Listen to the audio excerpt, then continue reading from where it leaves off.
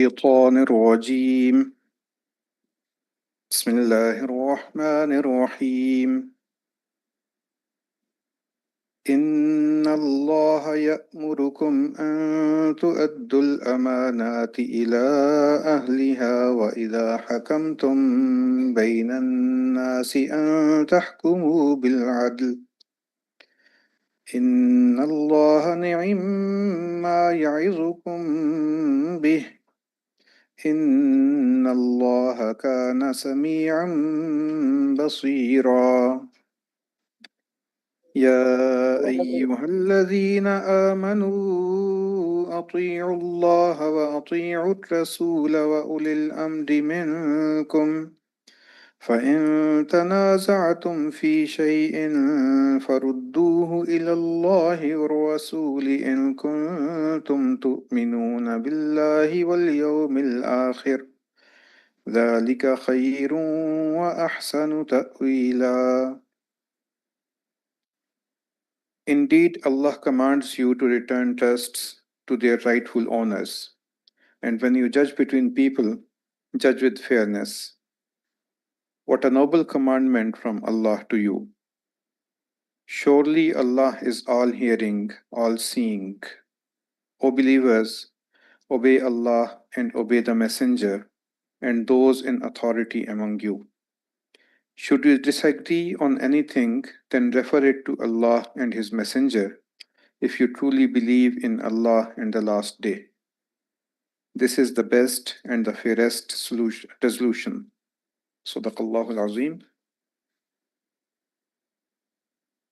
I welcome you all and request Professor Dr. Aisha Rafiq from Gift University to take over the proceedings and moderate the session.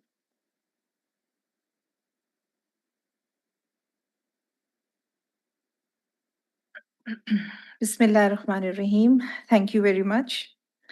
Today we have gathered here to have a roundtable discussion on Pakistan's constitutional framework and international law.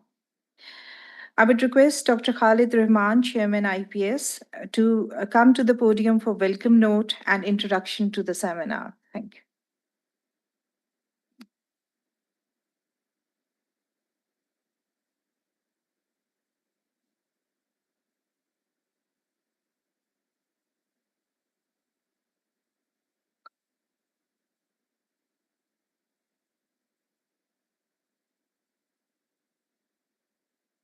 Bismillah ar-Rahman ar-Rahim.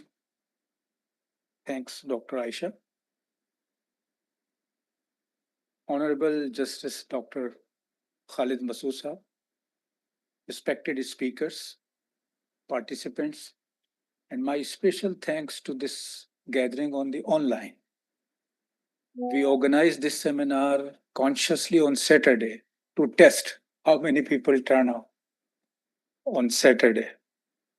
But it seems that it is better to have a major online audience on Saturdays rather than expecting physical attendance. So in any way, it's a good gathering here. And I think this is both because of the importance of the subject and at the same time, the significance of the panel that we are having today. I feel really honored and privileged to welcome you all to this important seminar, which we have titled as Blending Tradition and Modernity, Learning from Pakistan's Legal Framework. I regard the theme and the subject not only as important, but also as an interesting one. While the general perception is that tradition and modernity represent two conflicting ideas, as they are often marked by the tension between established customs and the forces of change and innovation. They are, however, not always in conflict. They have coexisted and even complemented each other in the past and continue to do so today. Modernization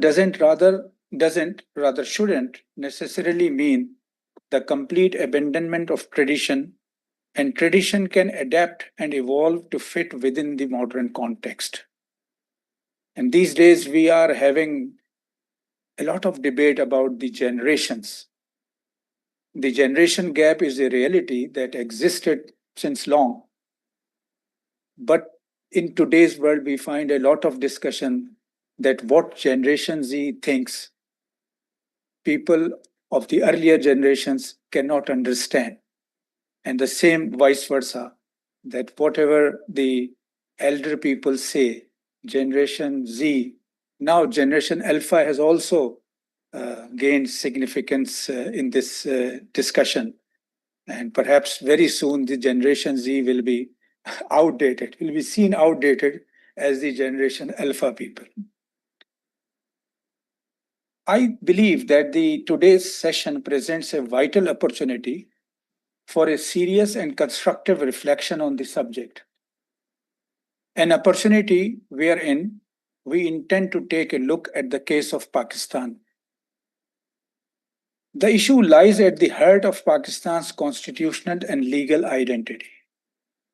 As many of us know, and I believe they agree, the Islamic Republic of Pakistan was born out of a political movement that carried within it deep religious aspirations. Given that there are various shades of opinions, we know that for a large majority of the people, these aspirations are rooted in and inspired by a strong desire to create a society grounded in Islamic values, not only in rigid sense, not in any rigid sense, I would say, but as something responsive to the realities of a modern nation state. Quite logically, we see that Pakistan's legal architecture, from its very inception, has embodied a synthesis of both these factors. It presented a unique blend of Islamic jurisprudential heritage and contemporary legal norms drawn from the global framework of rights, justice, and governance. While I would regard it as a work in progress, even a casual observer has to admit that this fusion is neither accidental nor superficial. It is rooted in the dual consciousness of our founders who recognized that Islamic principles and modern constitutional ideals are not inherently contradictory, but rather potentially complementary. Pakistan's constitution bears treatment to this vision. It enshrines the injunctions of Islam while simultaneously guaranteeing a comprehensive framework of fundamental rights. The higher objectives of Islamic law, or maqasid al-Sharia, which embody justice, dignity, equity, and social welfare, resonate strongly with the values underpinning international law. In essence, this has created a model that aspires to harmonize religious imperatives with contemporary global standards, striving toward the common good. We know that the courts cannot directly make new laws. Nevertheless, they play a crucial role in shaping the legal landscape through judicial review.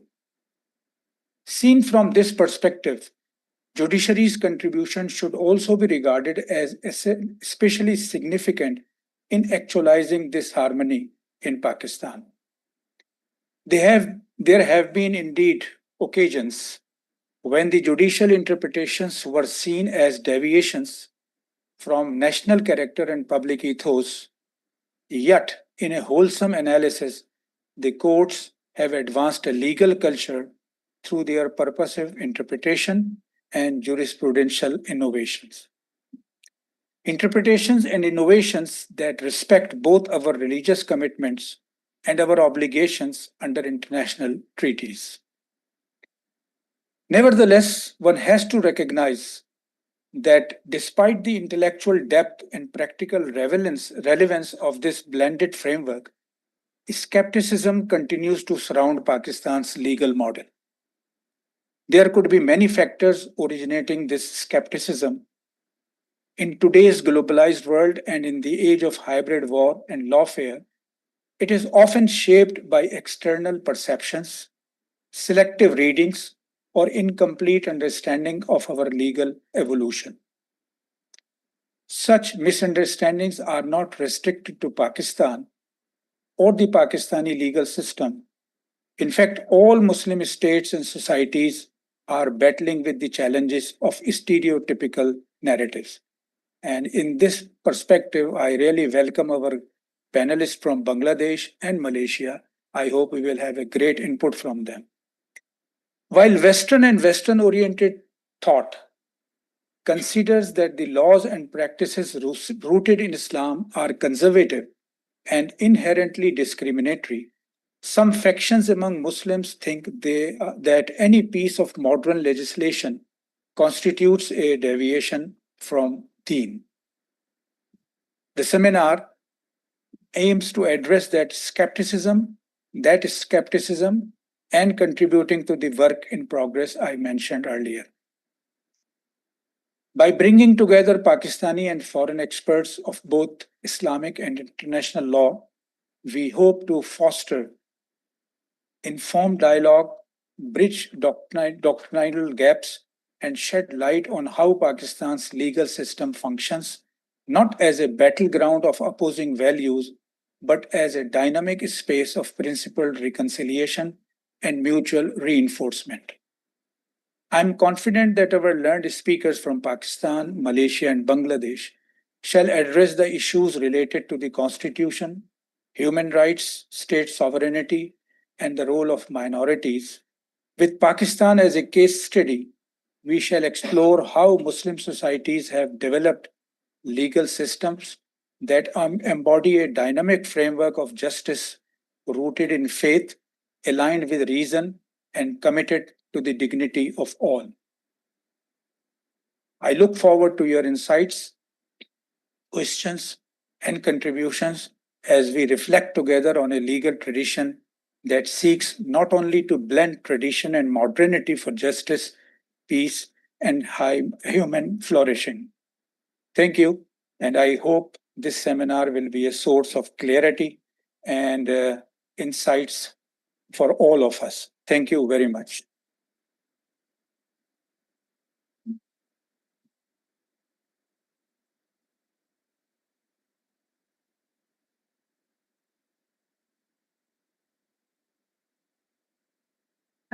Thank you very much.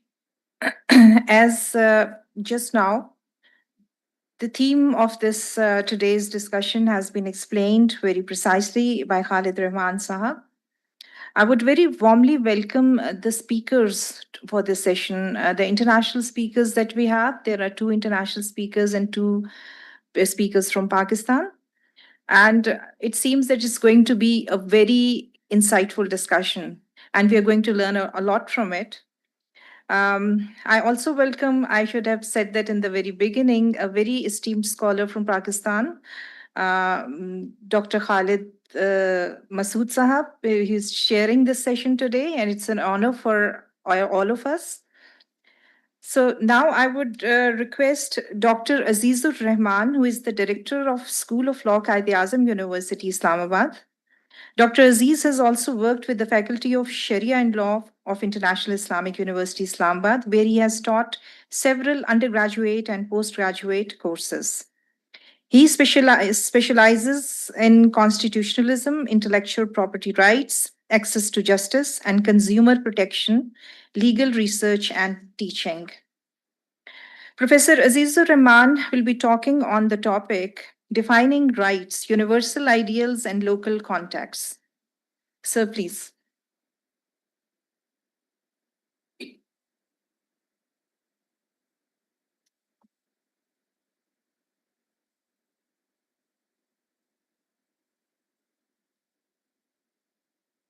Assalamu alaikum.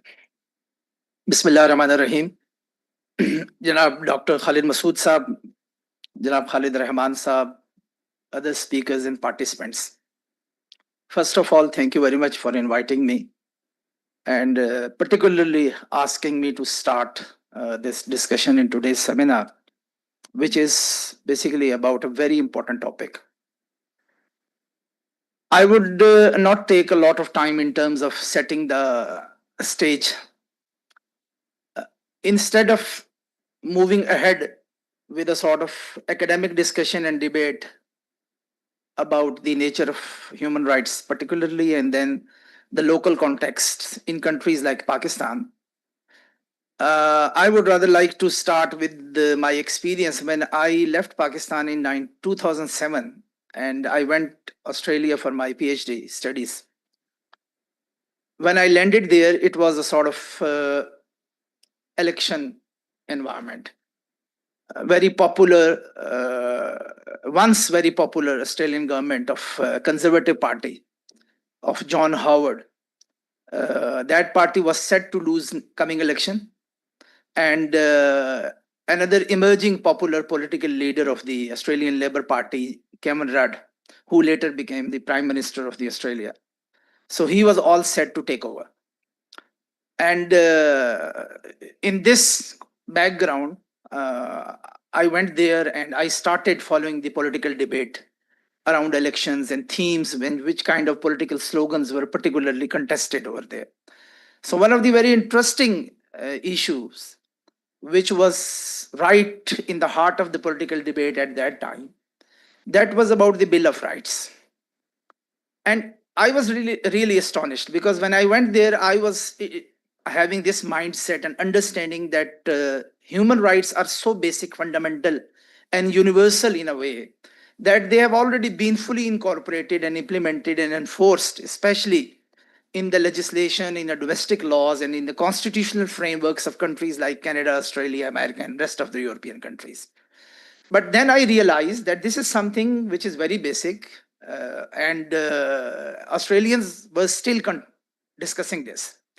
And there were very controversial kind of issues and debates. On the one hand, there were people who were writing against the adoption of Bill of Rights, especially in the framework of the Constitution of Australia. And then there was a sort of minority opinion which were advocating for the adoption of the Bill of Rights and incorporating Bill of Rights in the Constitution of Australia. So a comprehensive framework across the Australia instead of sort of domestic, localized, provincial legislation dealing with the Bill of Rights. And then I started following this debate a little bit more and realized that one of the popular Australian newspaper, The Australian, almost every weekend, the paper was carrying very strong arguments against the adoption of Bill of Rights.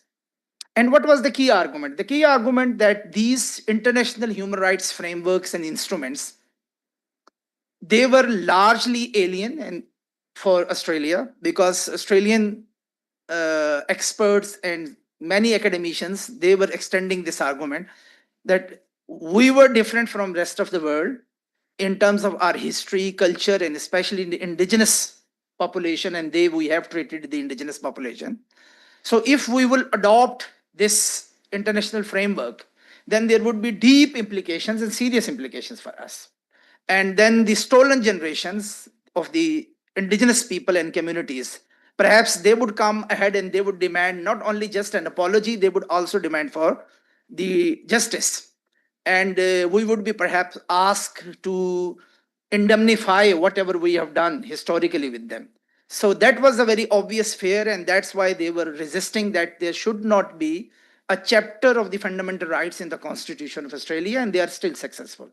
Why I'm mentioning this? I'm mentioning this because sometimes when we discuss the human rights framework and global human rights framework in Pakistan or in countries like Pakistan, sometimes a presumption is attached that these are so universal and so acceptable that across the globe they have been adopted the way they are advocated in Pakistan, which is not a reality.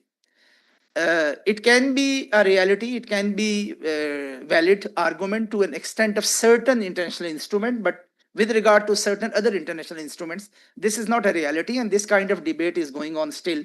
Even in countries like Australia and number of other European countries as well, this debate has started and it has triggered now. There are so many other examples of the human rights framework and how they have been reflected in the domestic legislation, but I would conclude this point here and then I would immediately come back to the Pakistan.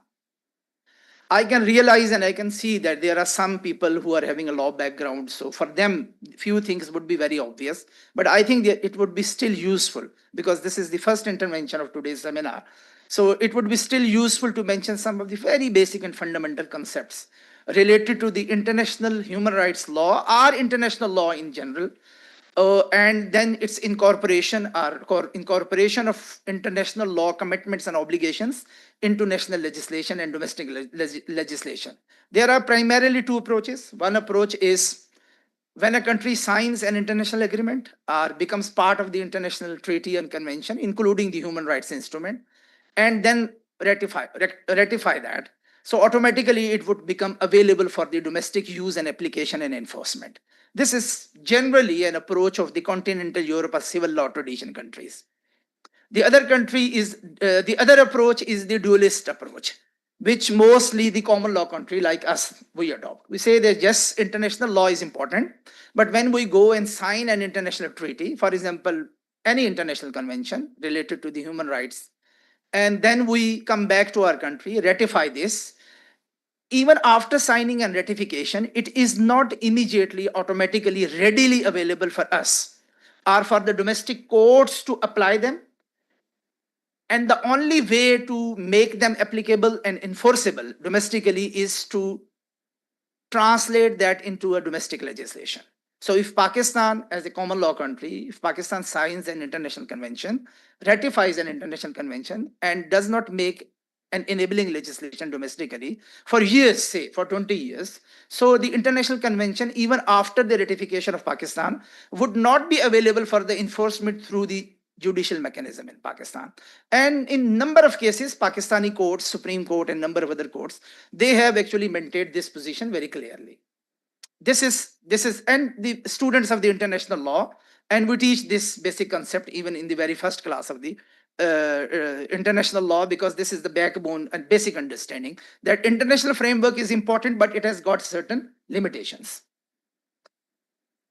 But once you sign an international convention and you ratify and you make domestic legislation and you do domestic legislation, so now it is available, its norms are available through domestic legislation. The courts, what would happen then in that case?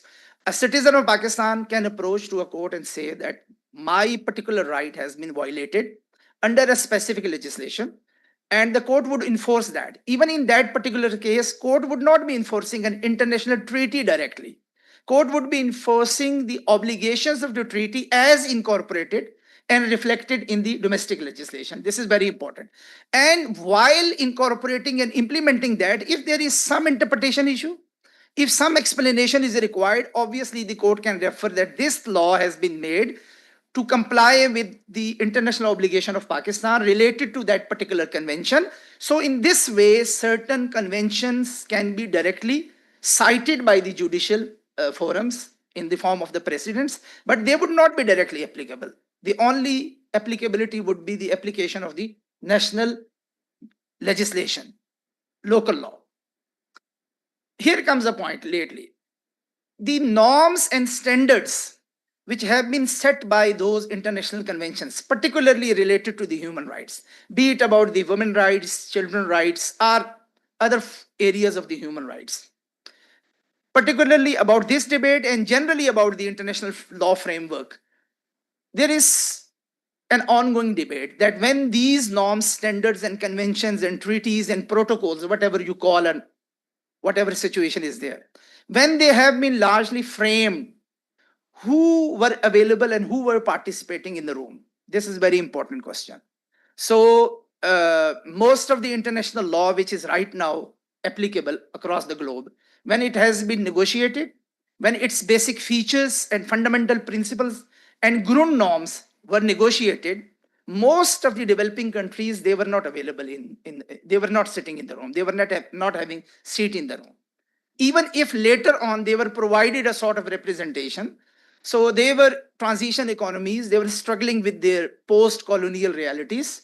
Their technical expertise, human resource, financial resources were not were not matching to the extent that their participation was a sort of meaningful participation.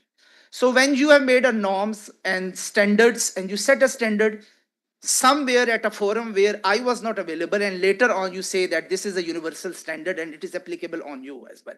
So maybe one fine morning I would accept it, but tomorrow you would again come and say there is another standard and it is equally applicable on you. I would ask why it is applicable. I was not part of the negotiation. So there is no free consent. There is no discussion. I'll say, no, this has attained the universal standard. So I would say, okay, let's move with this. I accept this. But if every now and then you would come to me and you will ask me that here is another standard, here is another, this is the first generation right, this is the second generation right, this is the third generation right. So from human rights to political rights to economic rights to gender rights. So you, if you are expanding it in this way, so, and now I say, okay, I am going to the room and I would negotiate, I would give you a tough time. But the moment I would enter the room and I would try to give you a tough time, I face two problems. The first problem is the moment I start asking about a very basic and fundamental question, you tell me that these questions have already been settled because the framework is universal. We are expanding the framework, so you cannot discuss the fundamentals because there is a universalism there. So this is the first problem I face. The second problem I face, which is a practical problem, because I have had the opportunity to work a little bit in Geneva as well, to participate in UN organizations.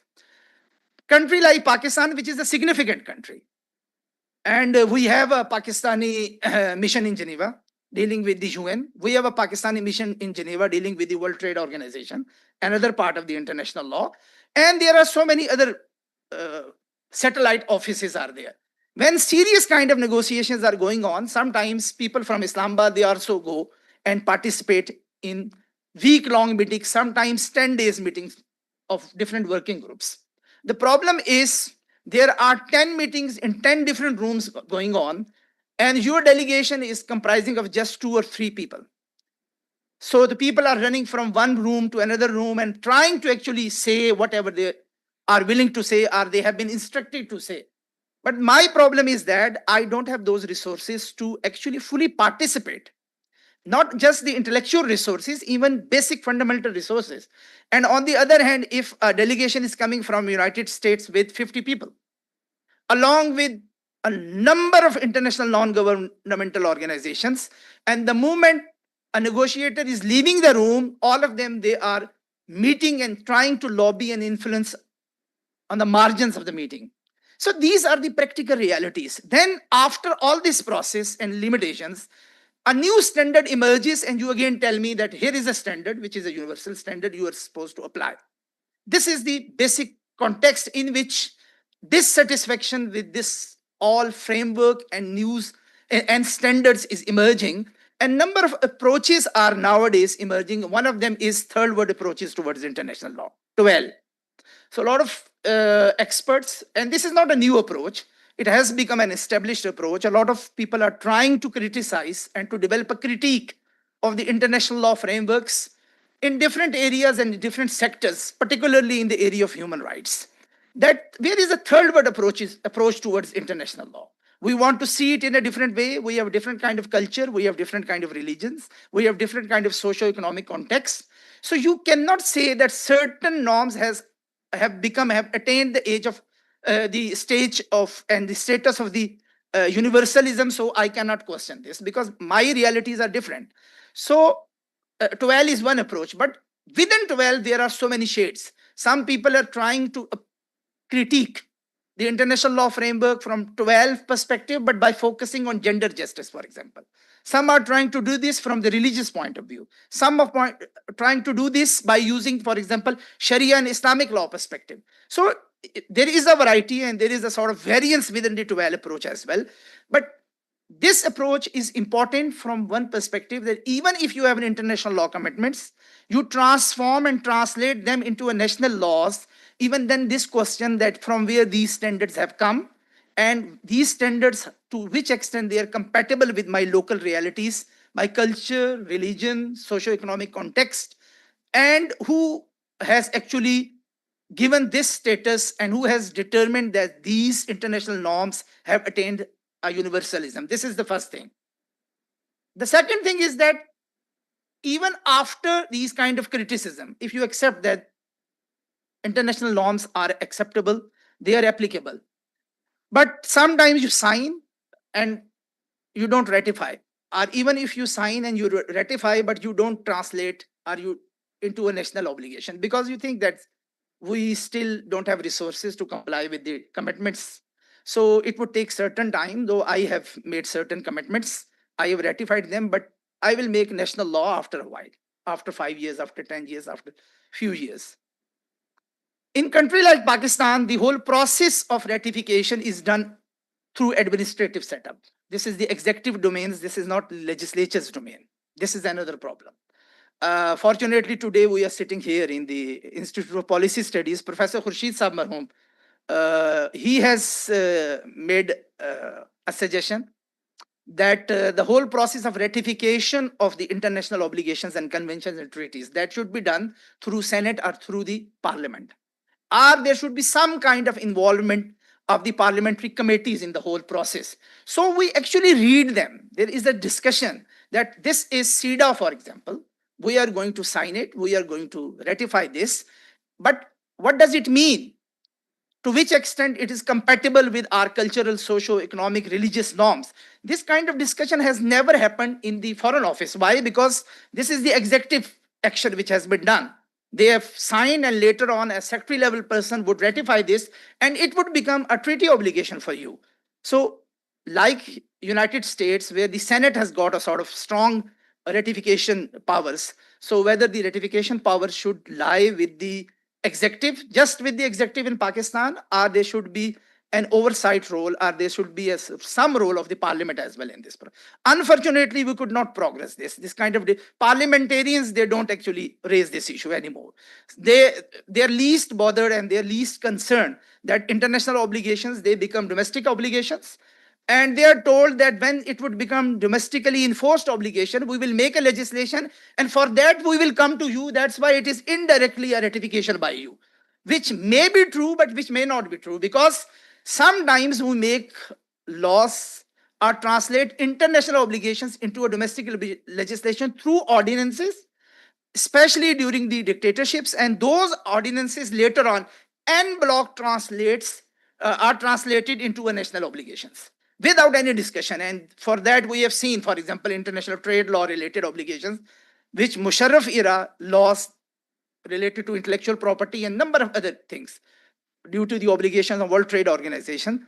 Those laws have been made without any discussion because there was no parliament, in the form of ordinances, and later on when there was an LFO, all of them en bloc have been ratified by the parliament without any discussion. So where is the discussion? Where is the parliamentary oversight? So these kind of complex problems and these kind of complex issues are there.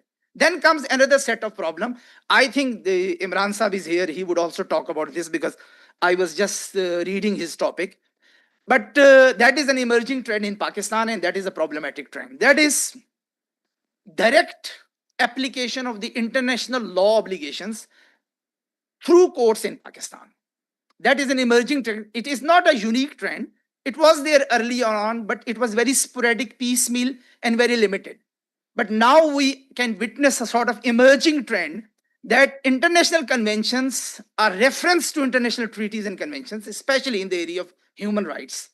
They are very frequently cited in some judicial decisions and judgments and precedents without making it very clear whether they are part of the domestic laws or they are not part of the domestic, as if they are guiding principles, if not binding principles, and they are the principle to interpret local practices and local laws, which is very alarming from my perspective, which may be very useful in terms of giving a fancy jurisprudence when a judgment comes and you cite CRC, Convention on the Rights of Children, when a judgment comes and you cite SIDA, when a judgment comes and you cite other international human rights convention, and you just reproduce its the contents or its interpretations, are leading international experts giving assigning certain meanings and interpretation to those international conventions.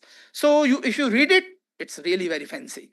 And it has become fancy more for the reason that we have now a trend of recruiting some very talented law clerks in Supreme Court and in high courts who are recent graduates, so they are having good jurisprudential background and of the academic work, so they provide a lot of assistance to his or her lordships, and they are now reflecting all that kind of debates and discussions in their judgments, and judgments are containing paragraph and paragraph on these international conventions as if they are guiding principles for the interpretation and for the application and enforcement of the domestic laws, which is an alarming trend. Why? Because for ages we have been told that we are a dualist country. International law obligations are not directly applicable in this country. So instead of CRC, why don't you refer to the relevant law if at all it is there in Pakistan? So this is a problem. Instead of SIDA, and recently I have a list of my judgments, so I don't have time, so I would not go there. But recently in a judgment, Lordship Justice Mansoor Ali Shah Sahab, what he has done, he has heavily relied upon the SIDA, and not just SIDA, the gender justice notion. And while discussing the notion of gender justice, he has cited some of the international authors. And one of the authors, Simon de Beauvoir, he has referred, is an author who otherwise, not in that particular judgment, he has not referred to that particular, but in one of her books, she writes that the Quran treats women with the most contempt. You are citing someone as the proponent of the gender justice and trying to actually enrich your judgment by citing an author who is having very controversial ideas in a country which is Islamic Republic of Pakistan, and totally ignoring your own previous judgments where you have maintained that under the enforcement of Sharia law, when you are making interpretations, it is binding upon you to assign the meanings and interpretations which are near to the teachings of Quran and Sunnah. This is the obligation of law, and later on this obligation of law has been reflected many a times in the judgment of the higher courts in Pakistan.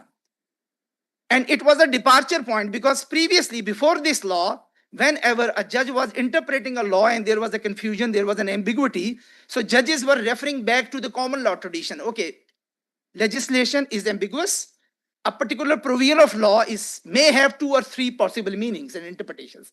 So which interpretation we are going to follow? So at that time, judges were saying we will go to the equity and natural justice principles. And Pakistani courts for a long time, they have actually implemented this. But later on, there was a point of departure. Said that no, first we would not go to the principles of equity and natural justice. We will move back to the principle of Islamic law and Sharia law. And first we will try to understand which meaning and interpretation is so closely associated with the Islamic law, and because this is the Islamic Republic of Pakistan, and we will assign that meaning and that interpretation, and on the basis of that a precedent would be set.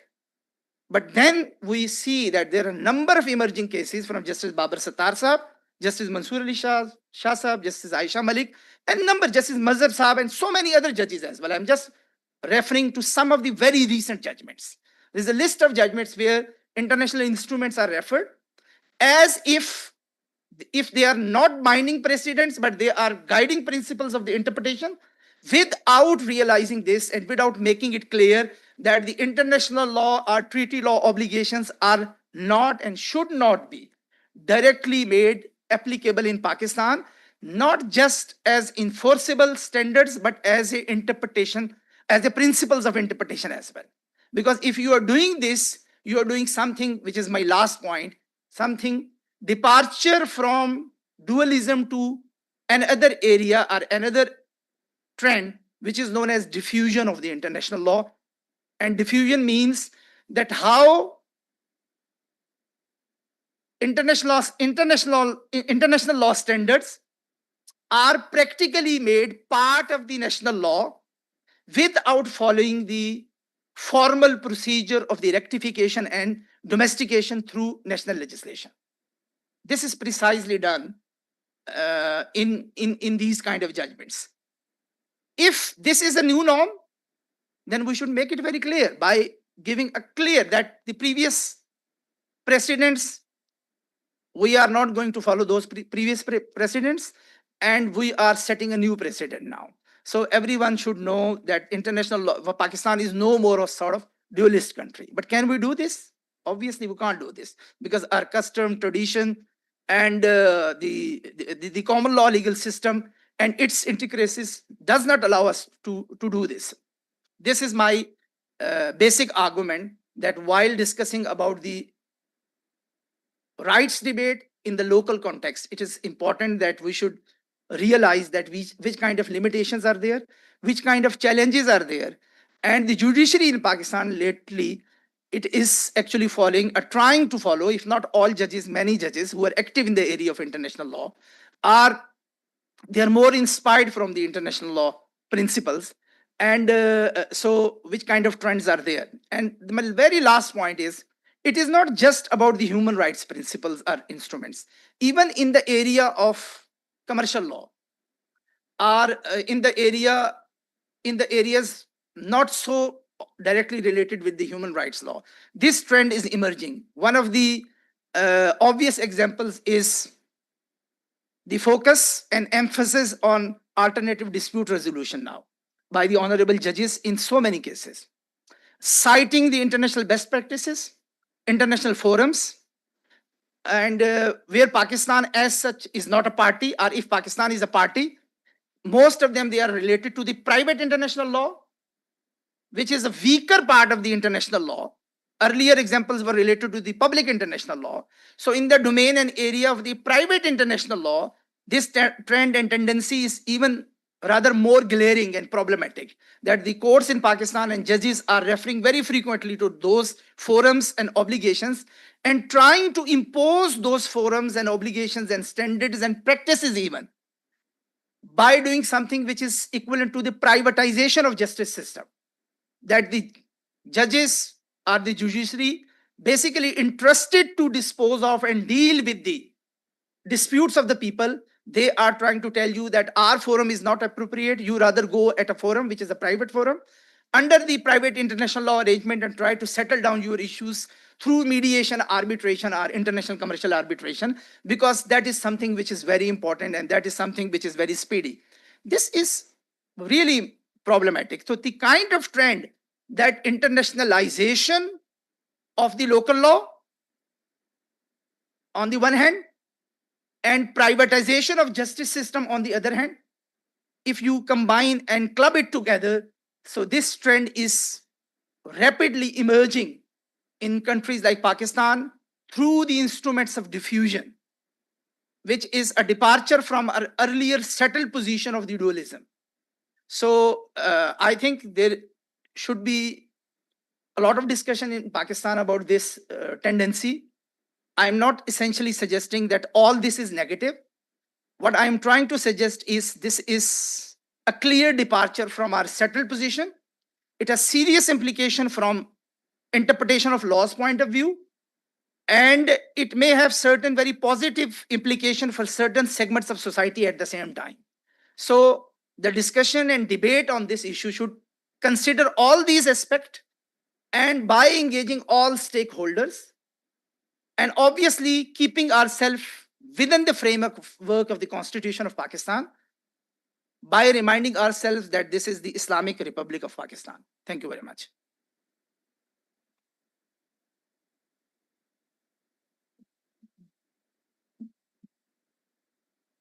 Thank you, Professor Dr. Azizur Rahman.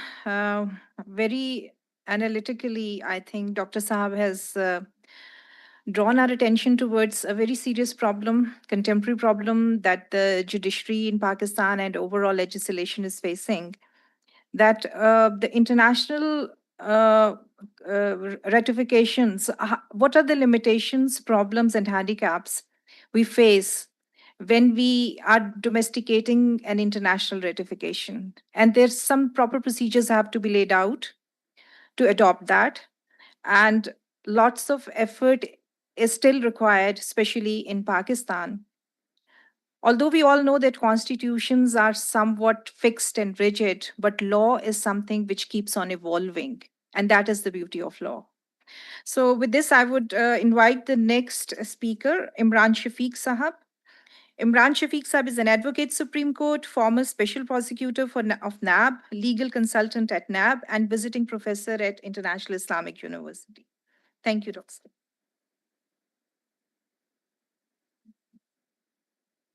أعوذ بالله من الشيطان الرجيم بسم الله الرحمن الرحيم जनाब खालिद मसूद साहब, जनाब खालिद रहमान साहब, जनाब professor doctor Azizur Rahman साहब and the honorable audience, Assalamu alaikum. It is always very difficult to speak after a speaker who is very eloquent and very comprehensive and who has covered almost all the areas in which the discussion should be held. But at the same time, it is advantageous for a person like me that I can build upon my arguments on the basis and the stage which has set by Dr. Azizur Rahman. He is my mentor, my teacher as well. So now he has set the stage for my topic is Sharia, international law, and judicial interpretations in Pakistan. So basically, I have to focus on not on what is Sharia and what is international law. And obviously, I have to speak about how the judicial interpretations in Pakistan has impacted Sharia, international law, and the society at large. In fact, what has been the response of the judicial side with regard to Sharia and international law at the same time? Because while the interpretation is a very, very tricky job, and while interpreting a statute, the constitution, your job is the creation of the law, the making of the law. Judges do make law, and the tool which they utilize for the making of the law is the interpretation of the law. This is the very basic aspect. But in Pakistan, if we trace out the judicial history of Pakistan, one comes to the conclusion that there are essentially three phases of judicial interpretation as far as the Sharia is concerned. First phase is the resistance to the Sharia. The courts in Pakistan, right from the creation to the establishment of the first constitution of 1956 and the era of Justice Munir and the famous Doso case, wherein the doctrine of necessity was incorporated in the judicial system of Pakistan. This was the era before the year 1972, from 1947 to the 1972, because the constitution of Pakistan, that was 1962 constitution, second constitution, that was secular in nature. Although the amendments were introduced after the public outcry and the pressure that the Islam and the laws in Pakistan would be translated in accordance with the injections of Holy Quran and Sunnah. But that period is the resistance about the use of Sharia and the Islamic principles or the Islamic jurisprudence in the judicial pronouncements. No aid whatsoever about the judicial interpretation of the laws or the fundamental rights that were not allowed under the Pakistani system. You cannot employ. There was a case and in which Justice Munir spoke very harshly about a judge who basically, there was a criminal case, and I agree with his observation in that regard. There were 6 accused persons, and those 6 accused persons, the criminal case was decided on the basis of oath on the Holy Quran. So basically, that is not a good practice to decide the cases on the basis of Holy Quran. But when the case eventually come up to the Supreme Court of Pakistan, Justice Munir, instead of correcting that illegality, Justice Munir very harshly remarked about the judge, the conduct of the judge, and said that he should not be a part of the judicial system of Pakistan, because the judge does not understand that under the Pakistani law, and there was the judgment which was developed that we cannot interpret the laws on the basis of the doctrines of the Sharia. So Sharia was alien as far as the period prior to 1972 is concerned. But there was a need for introduction of doctrines of Sharia and the objective resolutions in the judicial system of Pakistan, in the aid for the interpretation of the. What was the reason? There was a case which is known as Asma Jilani's case. This is PLD in 72 Supreme Court. In Asma Jilani's case, for the first time in the history of Pakistan, Justice Hamudur Rahman came up with the idea that objective resolution, that is the good norm of Pakistan. Because earlier the good norm was identified by Justice Munir as the law of necessity of the Hans-Kelsen, and that theory was adopted obviously from the Western law and under the Act of 1935, and obviously the judiciary which we had inherited from the colonial era was that there was no need for Sharia in their eyes. But Asma Jilani case was the breaking through, which made the breakthrough in the judicial history of Pakistan. And they, in order to undo the law of necessity, they came up with the idea that if at all, that was basically Justice Hamudur Rahman did not exactly incorporate the objective resolution, but he gave the idea that if at all there is a ground norm, that would be the objective resolutions. And this idea basically that when the Supreme Court of Pakistan and the judges of the Supreme Court of Pakistan in Asma Jailani's case, they incorporated the objective resolution, then obviously all the courts in Pakistan and obviously the high courts of Pakistan gave numerous judgments, and the new era started. Justice Sajjad Ahmed in that case basically he gave the concept that if the objective resolution is just not a preface but the spirit and fundamental norm of the constitutional concept of Pakistan, then obviously there was a shift in the judicial pronouncement. And then came the Ziaur Rahman case. Ziaur Rahman case, that was Justice Ziaur Rahman case, that was against Yahya Khan's martial law. And during that Yahya Khan's martial law, some people were sentenced under the martial law regulations. So that case came up before the court. I will not go into the history of that case, but in that case, in PLD 1972 Lahore High Court, led by Justice Afzal-Dullah, they said that Justice Afzal-Dullah interpreted the objective resolution as the supra-constitutional instrument. That was a landmark judgment in which the objective resolution, basically which enshrines the sovereignty of the Allah and the everybody in Pakistan deriving authority from the people of Pakistan derives authority as a sacred trust. So, and everything has to be recognized and interpreted under the doctrines of Islam. So Afzal-Dullah, that judgment was a landmark judgment. But ultimately, that judgment came before the Supreme Court of Pakistan. And the Justice Hamudur Rahman himself, who previously recognized that objective resolution is the ground norm of Pakistan, he took a somersault, or you can say he interpreted it in some other manner.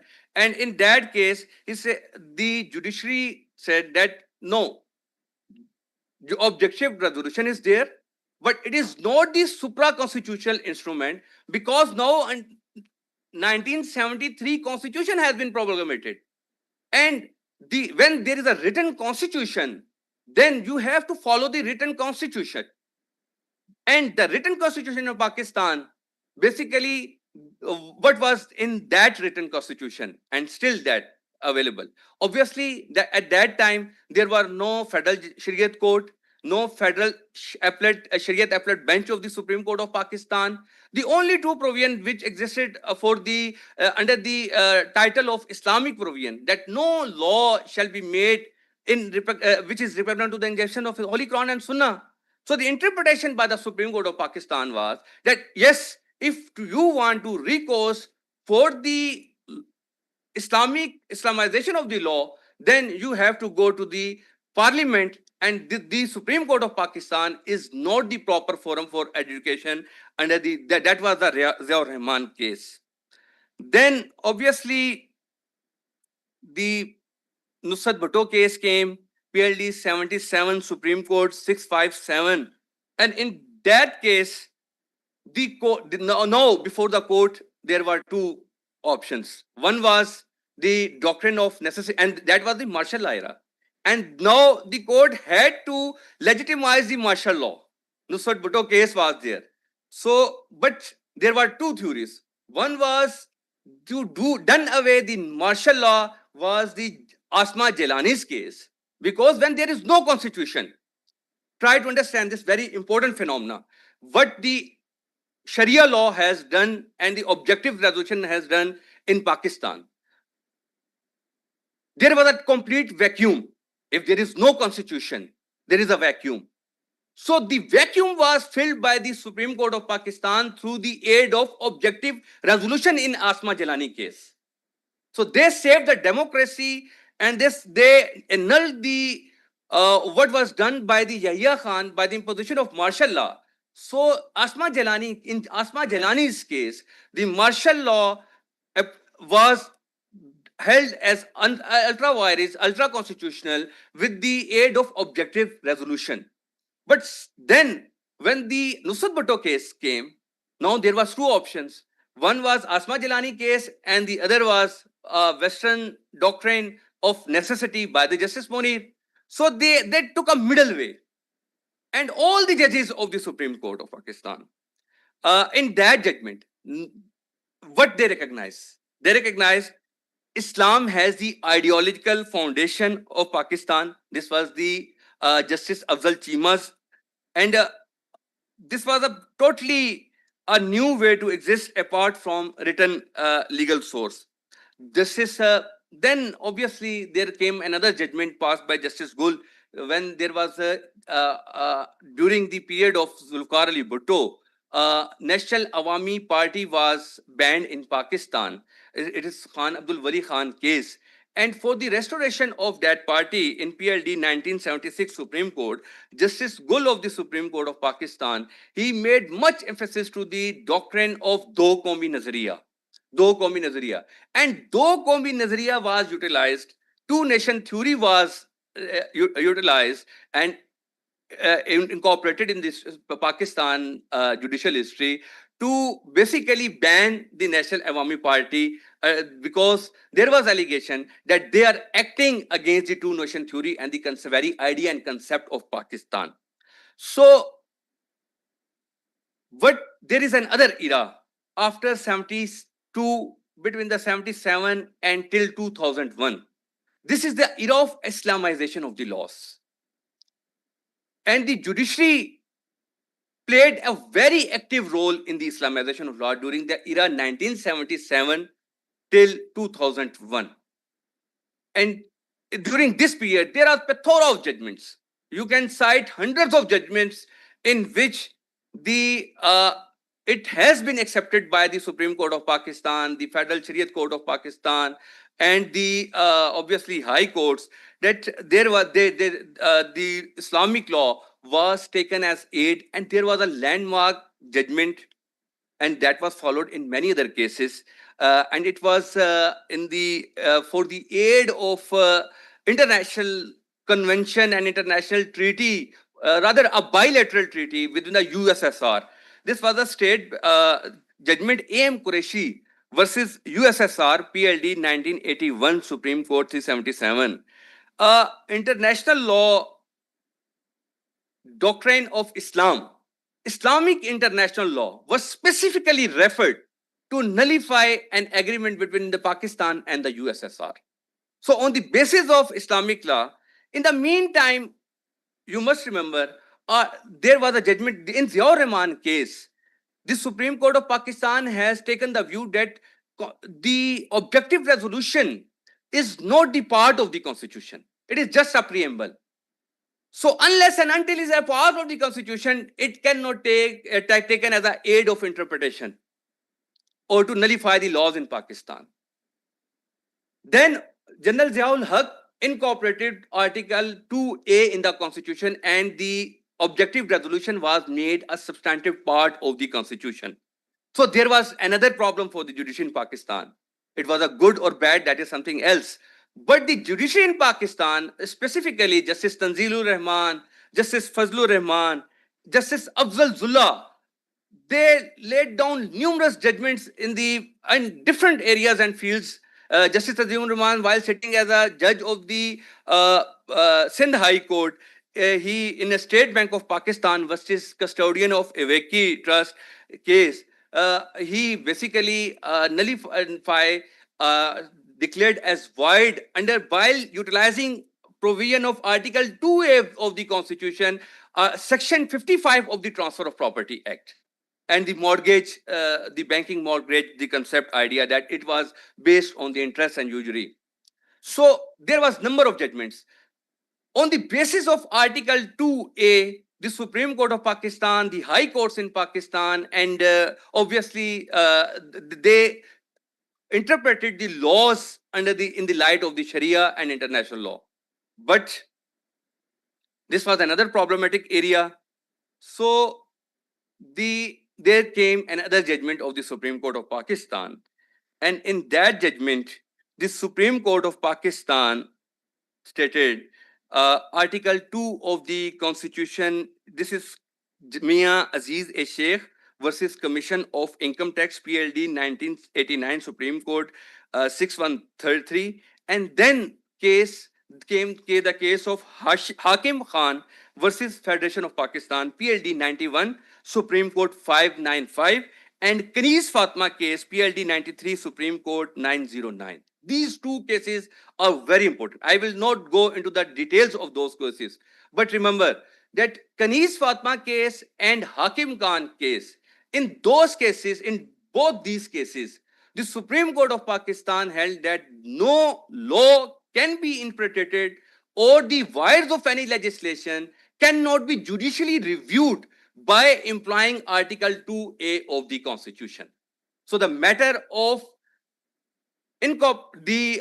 looking or making judicial review of the enactment and by the aid of Article 2A of the Constitution was ended in Kanis Fatma and Hakim Khan case, and then it was basically judicially accepted that the courts in Pakistan, they cannot interpret laws on the basis and on the touchstone of Islam, and this jurisdiction is only vested under the Constitution with the Federal Shariat Code of Pakistan under Article 203 of the Constitution.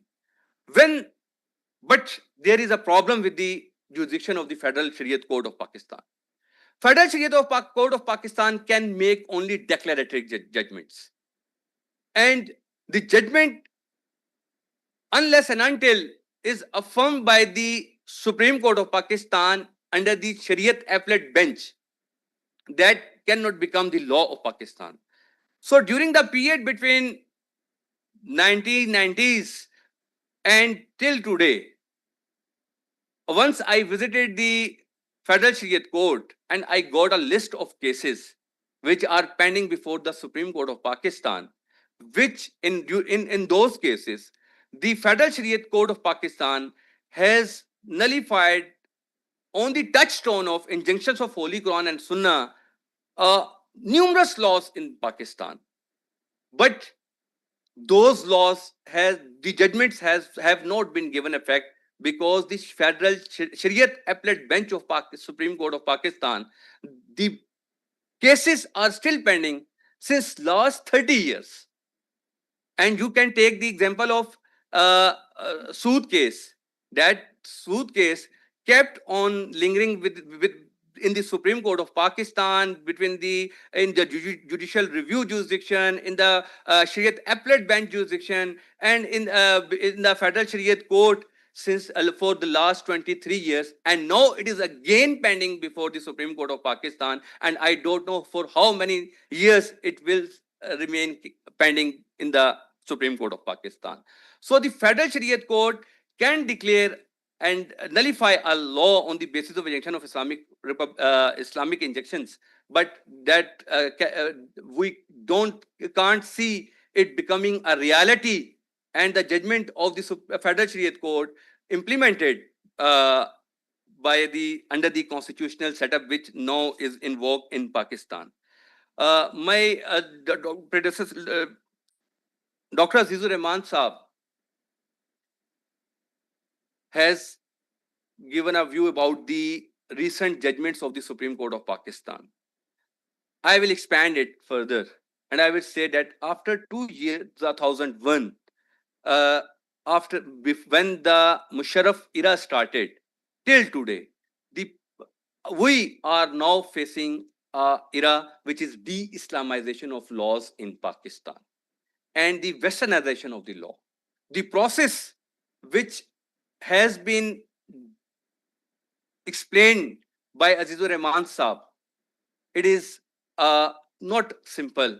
It is a constitutional deviation. When you say that Article 2A is a part of the Constitution, and the judgments of the Supreme Court say, and there are numerous judgments in the Supreme Court of Pakistan, that the laws, Islamic laws, can be utilized as an aid and interpretation and to fill in the gaps and lacunas in the legislation, and on the basis of, and the Constitution recognizes, but while intentionally nullifying the effect of 2A on the judicial side. Now, on the judicial side, Article 2A, what is its value? Its value is just if you want to give an impact to the judgment of the Supreme Court, if you want to beautify your judgment, if you want to give it some Islamic color, then you use it. Otherwise, it has no use in the judicial system in Pakistan, as far as the judicial system is concerned. So, in recent, first of all, we have to understand in these three eras, financial laws or the corporate or commercial laws, they had no recognition in, they were never Islamized in Pakistan. They remain as such from the colonial era till today.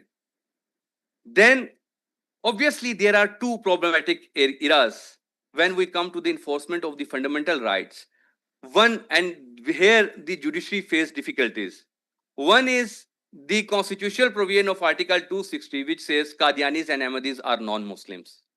So it has been an era of much debate, and in that, obviously, you have recently, there are two judgments.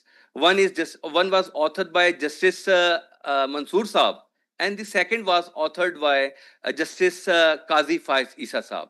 And there was it is quite recent that everybody knows that what happened, that the fundamental rights were interpreted. The phenomena which Dr. Aziz Saab has very elaborately said, that they interpreted that judgment in what manner? Under the Constitution, in Article 19, the glory of Islam is specifically mentioned.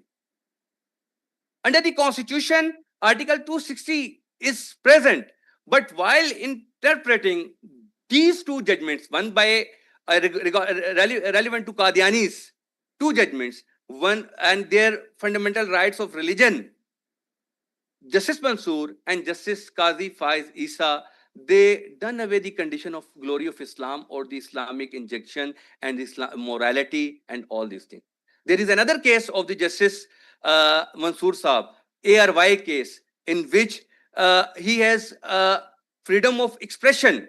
The freedom of expression in that case has been totally defined and explained in the view of Western culture.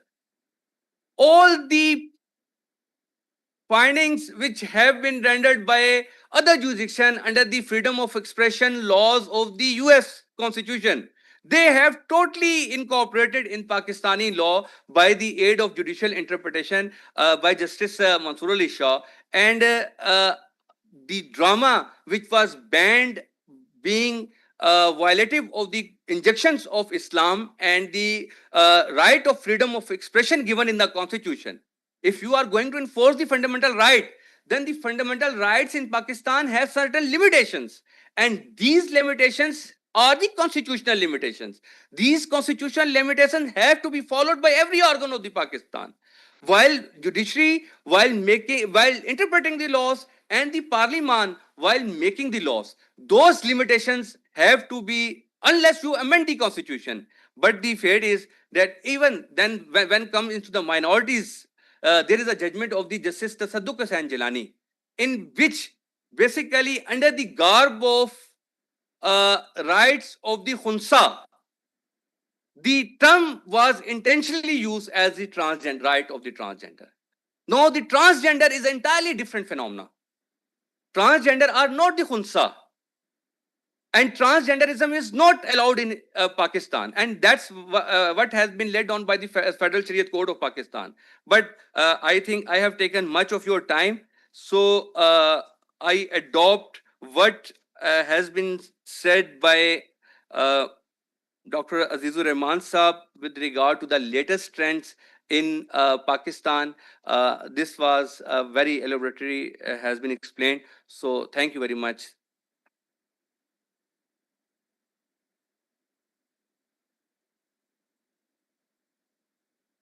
Commercial laws in Hidayah, the Hanafi fiqh, were deliberately left and not translated by the colonizers. And we in Pakistan have yet to work a lot in this area.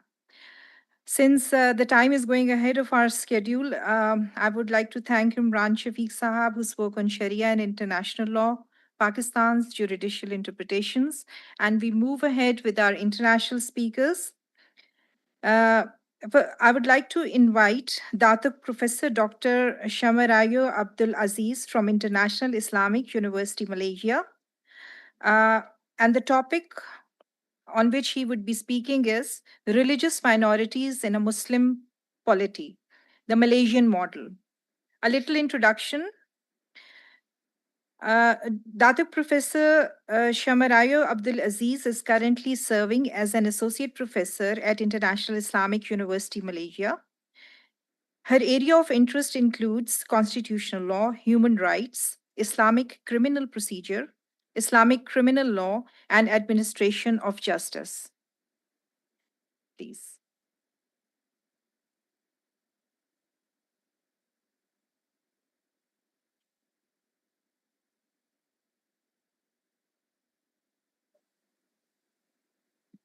Thank you, Madam Chairman. Assalamualaikum warahmatullahi wabarakatuh. My name is Sham Rahayu. I'm a lecturer at International Islamic University, Malaysia. Thank you for inviting me to speak on the issue which is on the subject matter which is very dear to us and very dear to me as an academic, whom I always write on the subject matter. So I will briefly, since the time will be 15 minutes for me, I will try to explain on the basic framework of the Constitution. First of all, I would like to explain the Malaysian Constitution or the Malaysian Federal Constitution has a combination of the traditional elements which originate from the traditional constitution of Malaysia itself, and also some the British practice of Westminster of Constitution.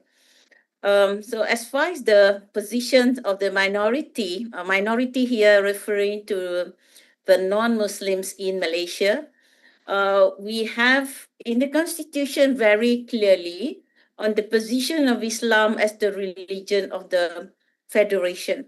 So Article 3 of the Federal Constitution explains that Islam is the religion of the Federation. So I would say that in Malaysia, Malaysia presents a unique case study of religious pluralism within a Muslim majority polity. While Islam is the religion of the constitution of the federation, the federal constitution also guarantees freedom of religion. This duality manifests in complex way, affecting the rights and life experience of religious minorities. This presentation will critically examine the legal, political, and social dimensions of religious minority rights in Malaysia. Then I will highlight some kind of tensions between Islamic governance and liberal constitutionalism in Malaysia. So the analysis is framed within both classical jurisprudence and contemporary international human rights discourse. Having listening to two presentations earlier, I believe what we are facing in Malaysia is almost similar. The issues, the challenges in establishing the Islamic jurisprudence in Malaysia also having similar challenges. Yeah? So next slides, please. So religious minorities in Malaysia, Muslim majority countries often navigate a complex terrain shaped by both religious norms and Western legal structures.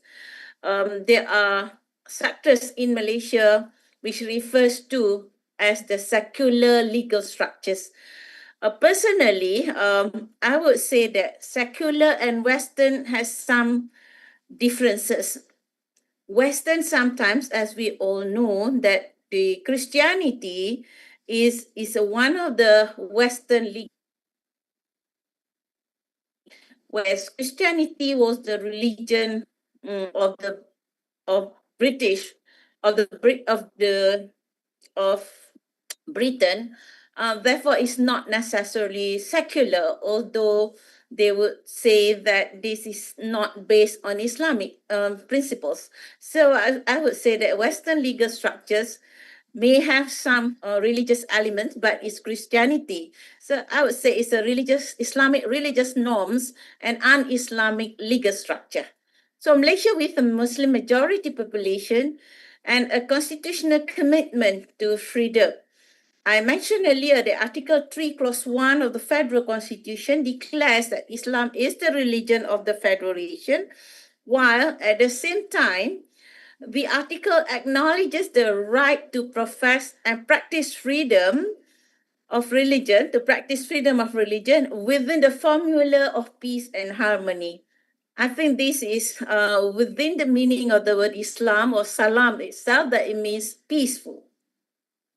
So the position, this is actually one of the issues that had been raised during the inception of the Constitution of 1957 Constitution, while the non-Muslims were worried that when Malaysia or Malaya at that time declares Islam as the religion of the Federation, they were worried about their right to religious freedom. Therefore, the Constitution made it very clear, if the country is Islam, but at the same time, Islam does not deny anyone's right to profess as well as to practice freedom of religion within the formula of peace and harmony.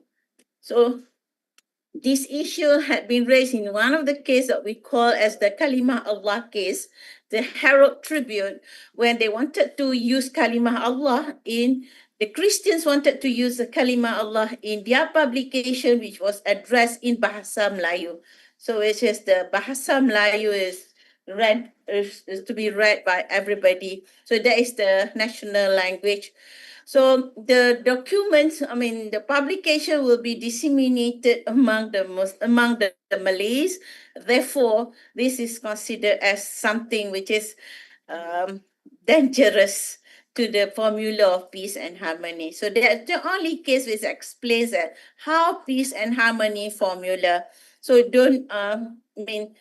so in a simple explanation, the court decided that if any publication affect the sensitivity of the Muslims, therefore is a breach of peace and harmony, and this is not within the parameter of religious freedom. Apart from Article 3, Clause 1, Article 11 guarantees the right of every individual to profess and practice their religion. So it's obvious that the non-Muslims also have their right to practice their religion.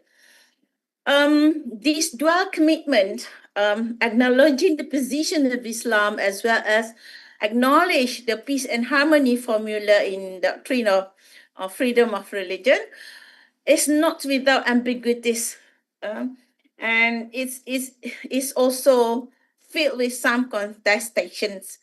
The position of religious minorities in Malaysia reflect broader questions on pluralism, secularism, and the role of Islam in governance.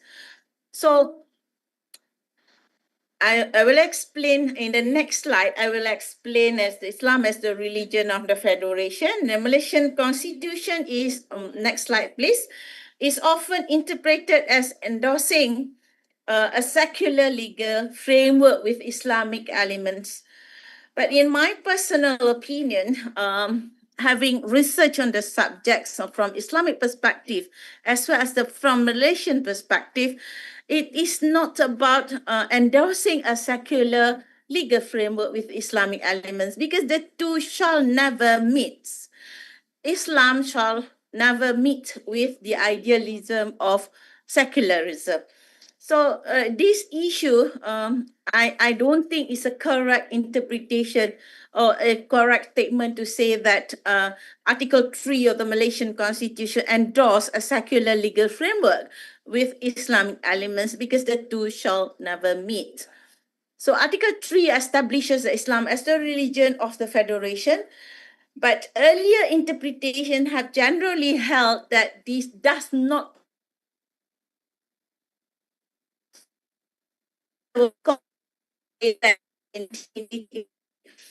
but it's actually, having read the case, the decision of the case, the court did not actually say that this constitution or this country or Malaysia is a secular country. But the case decided that any law inconsistent with the Islamic principles shall be valid.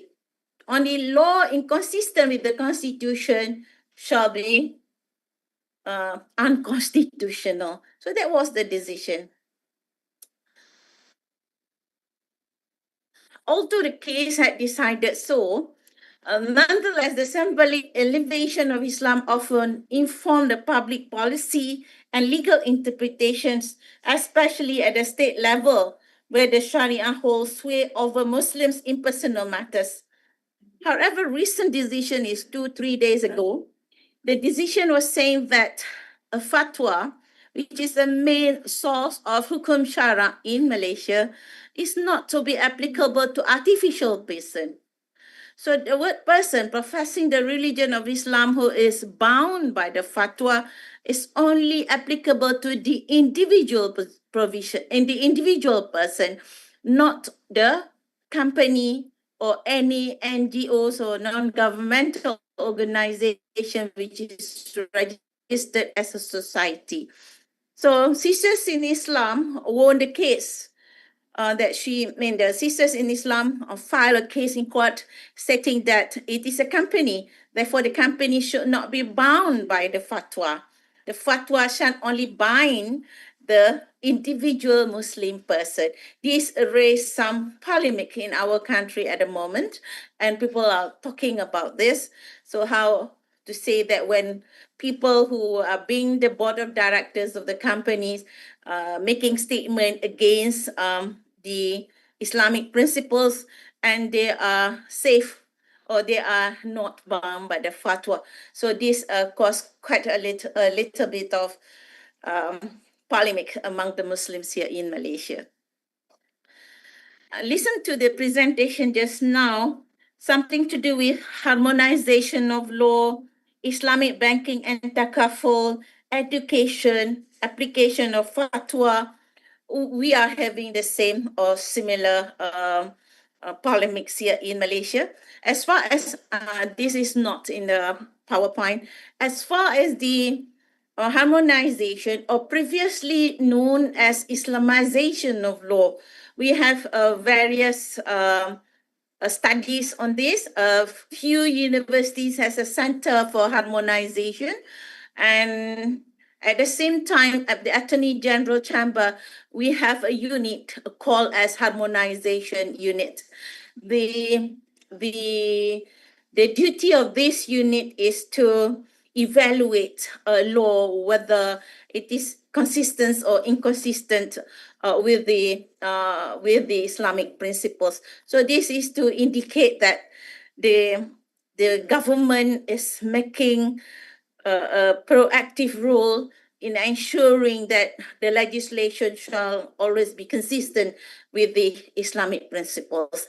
Although there is a constitutional issue here, whether the federal government has some jurisdiction on the Islamic matters, because in Malaysia we are divided in the sense that the Sharia matters shall be with the states, and the what they so called as non-Islamic matters within the federal jurisdiction. But to my mind, what the approach that Malaysia should apply is that it's not the form of the law, but it's the substance of the law. In my explanation, I used to say that the Transport Act is something which is Islamic in the sense, but it is not being labeled as the Sharia legislation.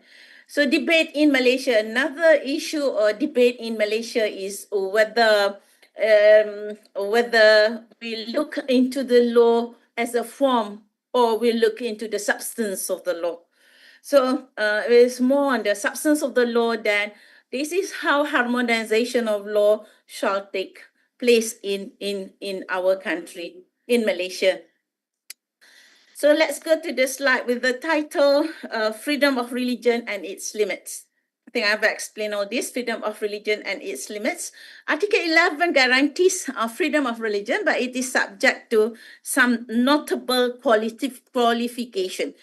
Article 11, Clause 4, the Federal Constitution allows state legislature at the state level, and at the federal level, it allows the parliament to pass a law to control or to restrict the propagation of any religious doctrines or belief among the Muslims. This includes, according to one decision in 1988, is the case of Muhammad bin Daud. In the case, it was established that even the doctrines within Islam also should be controlled or restricted in order to preserve the public order of the country. This provision had been used to prohibit by non-Muslims among the Muslims. It's debates about religious, so this raised the debates about religious equality. Historically speaking, Article 11 Clause 4 was made into the Constitution to preserve, to protect the Aqidah or the faith of Muslims at a time when we were to achieve our independence in 1957, there was the influence of subversive communism. So the communism denies religion. Therefore, our Malay ruler says that we should not allow this doctrine to be spread or to be propagated among the Muslims. So legal ambiguity, go to the next slide, please. I have 2 or 3 minutes for presentation. We go to the next slide, please. There's a legal ambiguity in Malaysia. We have 2 legal systems or dual legal systems, civil and Sharia. This has led to jurisdictional conflict.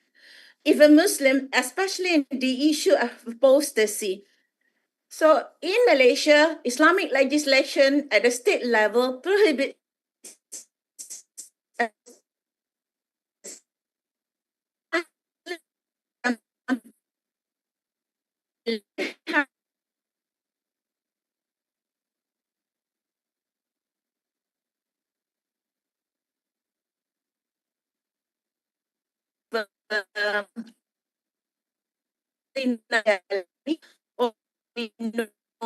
achieve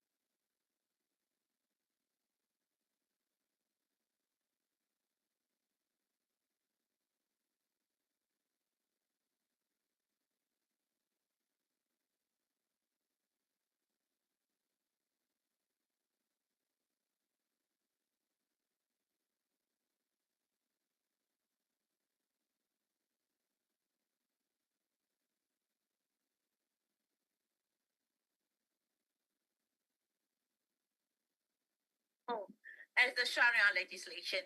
So debate in Malaysia, another issue or debate in Malaysia is whether we look into the law as a form or we look into the substance of the law.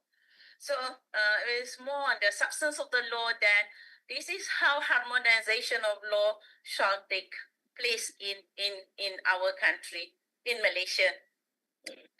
So let's go to the slide with the title, Freedom of Religion and Its Limits. I think I've explained all this, freedom of religion and its limits. Article 11 guarantees freedom of religion, but it is subject to some notable... Yeah, let's go to the, I think I've completed discussion on legal ambiguity. Let's go briefly. I've also wants to explain, I want to explain in the public policy. In Malaysia, the national curriculum has been critiqued for prioritizing Islamic perspective. It says that it often marginalizes other religions in moral and civic education. And this creates a perception that of the second-class citizenship among non-Muslim and reinforces communal decision. Be that as it may, there's no restrictions on the non-Muslims in Malaysia to set up their own religious education or even to establish your own religious studies. Article 12 allows everyone, any group to have their own institution, but the government is not obliged. But the government is not obliged to give certain assistance to certain assistance, either financial assistance or the human resource. Okay, as far as the human rights is concerned, Malaysia is trying very seriously on the implementation of human rights, which are consistent with the universal instruments. For instance, in 2018, the government has launched National Human Rights Action Plan, and as a steering committee, as a person responsible in drafting and leading the research on the subject, I'm very sure that Malaysian government is very serious to ensure that all fundamental rights within the constitution are properly observed. Then although Malaysia does not sign the RCCPR or UNCTAD Universal or United Nations Convention Against Torture, but we are trying our best to make sure that human rights are properly observed in Malaysia. For instance, the Malaysian government has abrogated or has deleted a mandatory death sentence in some, although some cases are very serious. So because this is to indicate that the Malaysian government is very serious in ensuring application of human rights in Malaysia. That we have that in Article 8 until 13 of the Federal Constitution, and we are observing the UPR every 4 years in the United Nations. We are participating and explaining the national policy on the subject. Let's go to the conclusion. I don't want to take further time or more times on the presentation. So let's go to the conclusion. Malaysia continues to navigate its identity as a Muslim majority yet pluralistic nation. The protection of religious minority, I think the next slide, please.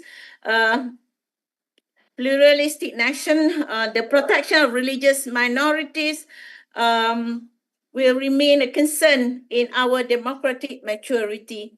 The entrenched provisions in the Constitution and the courts as the guardian of the Constitution shall continue to be the main mechanism in ensuring all people, not only the citizens, of Malaysia are protected of their fundamental rights. But challenges that we have in Malaysia is that judges are still thinking that Sharia is a state matter.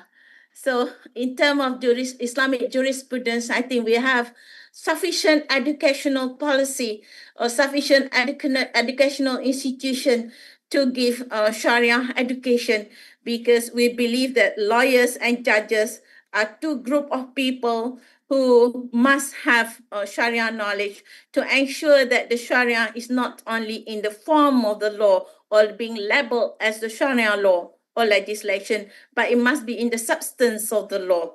So we'll need the Sharia minds.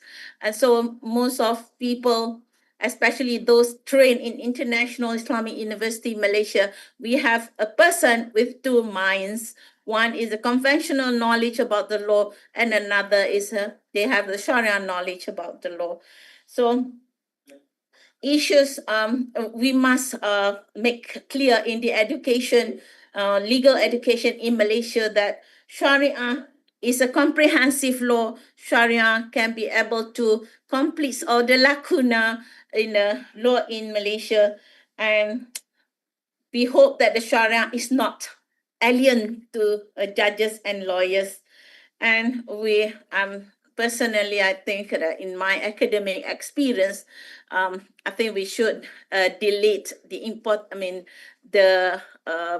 minds to say that Sharia is for the states and the conventional law is for the federal government.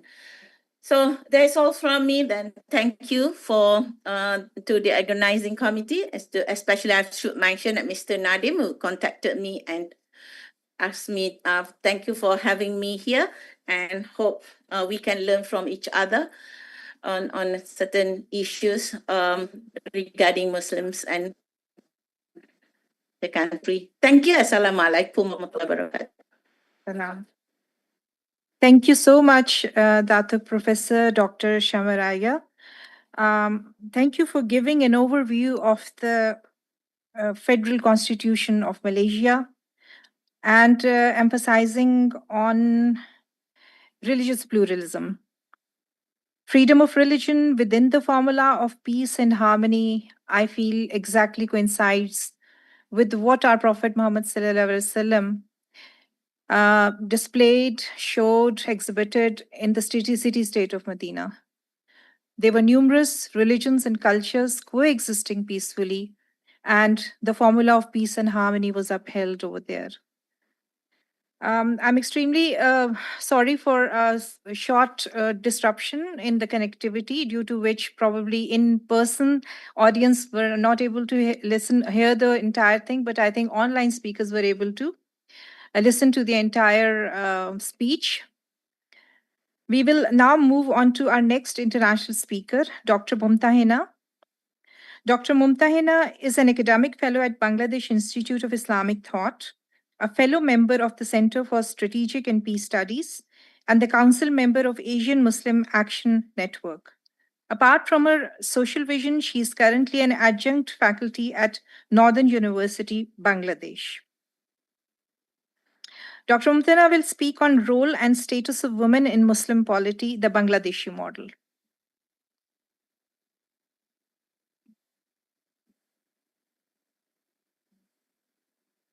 Assalamu alaikum.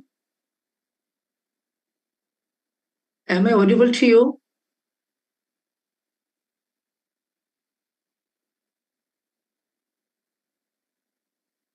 Yes, you're audible. But video, my video is on or off? I think it's.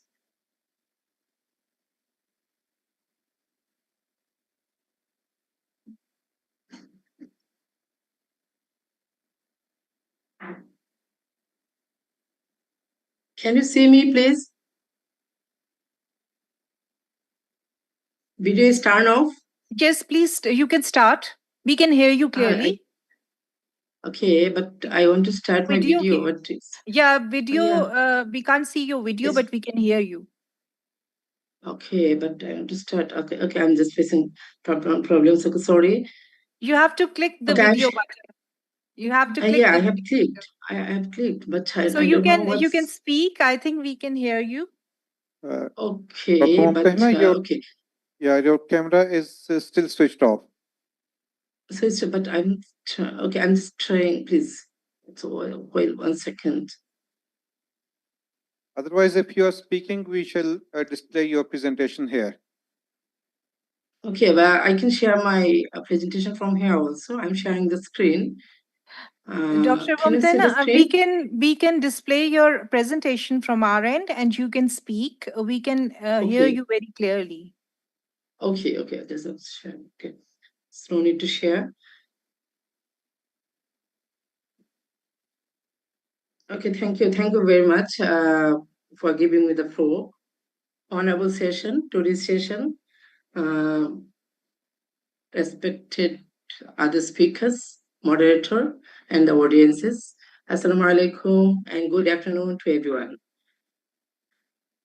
This is Dr. Mumtahina from Bangladesh, academic fellow, Bangladesh Institute of Islamic Thought, BIIT, and faculty member of Northern University, Bangladesh. Today's my topic is role and status of women in a Muslim polity, the case of Bangladesh.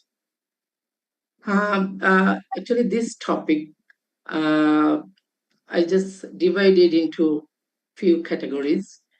First of all, I just want to.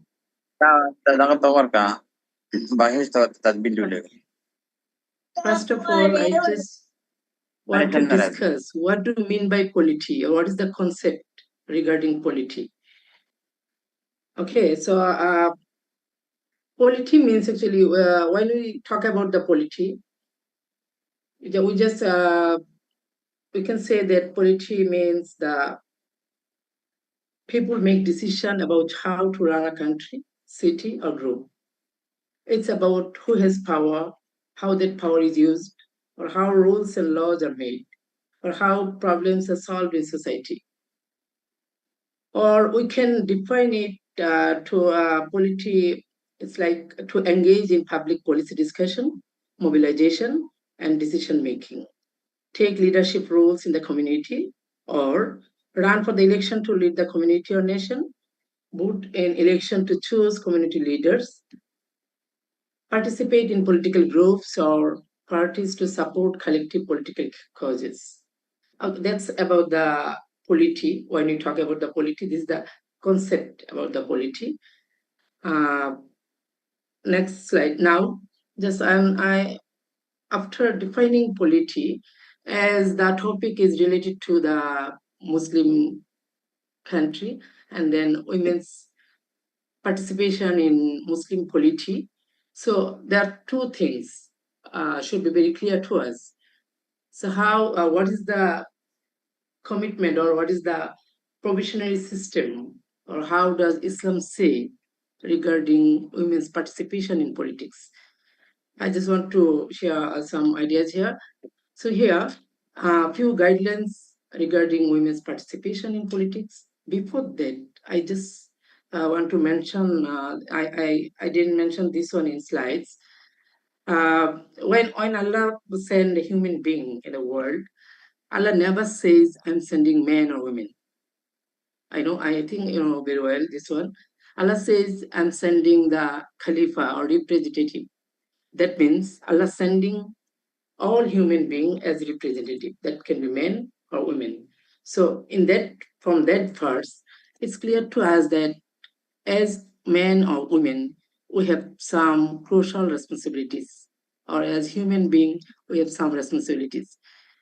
That means we have to represent him, right? Represent him in this world. Okay.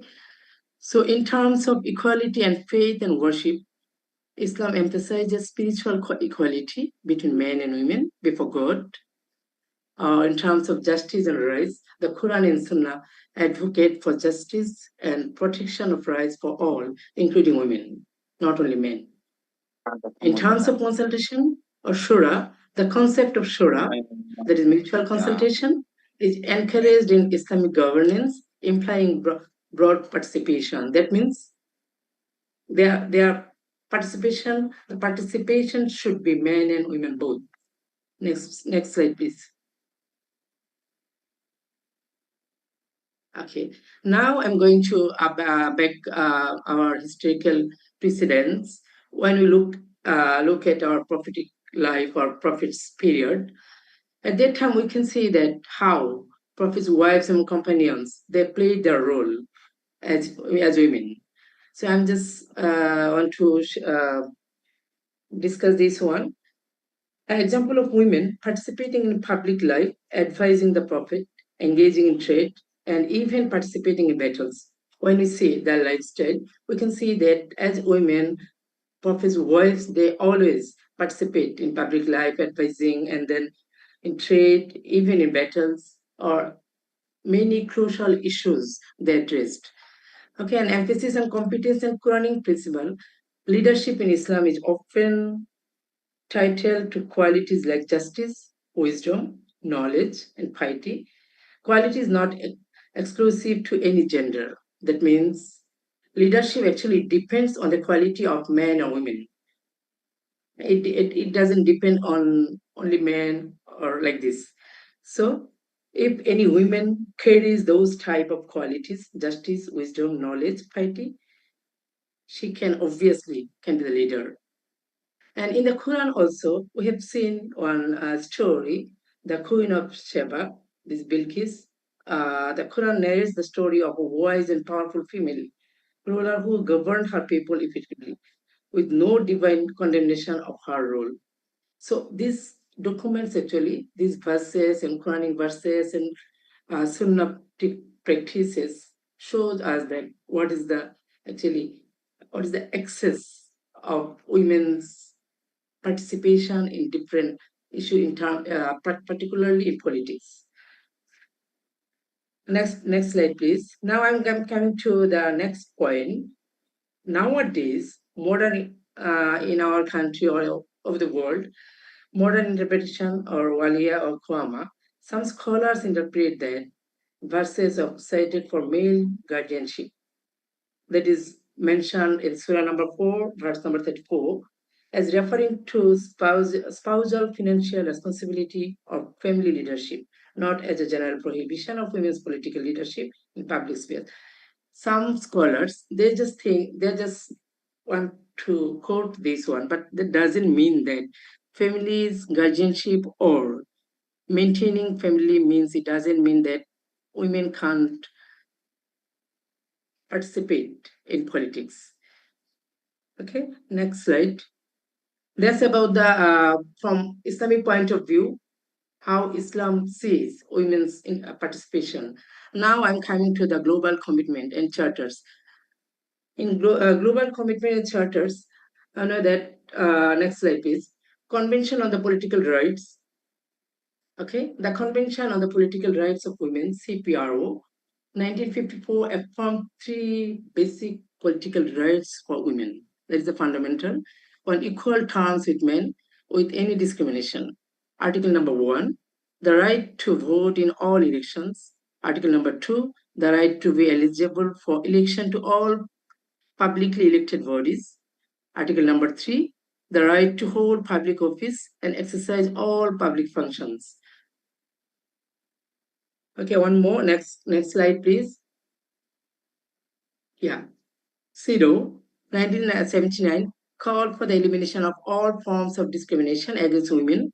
Beijing Declaration and Platform for Action identifies 12 critical areas of concern for advancing women's rights, and Sustainable Development Goal 5 promotes gender equality and empowerment of all women and girls.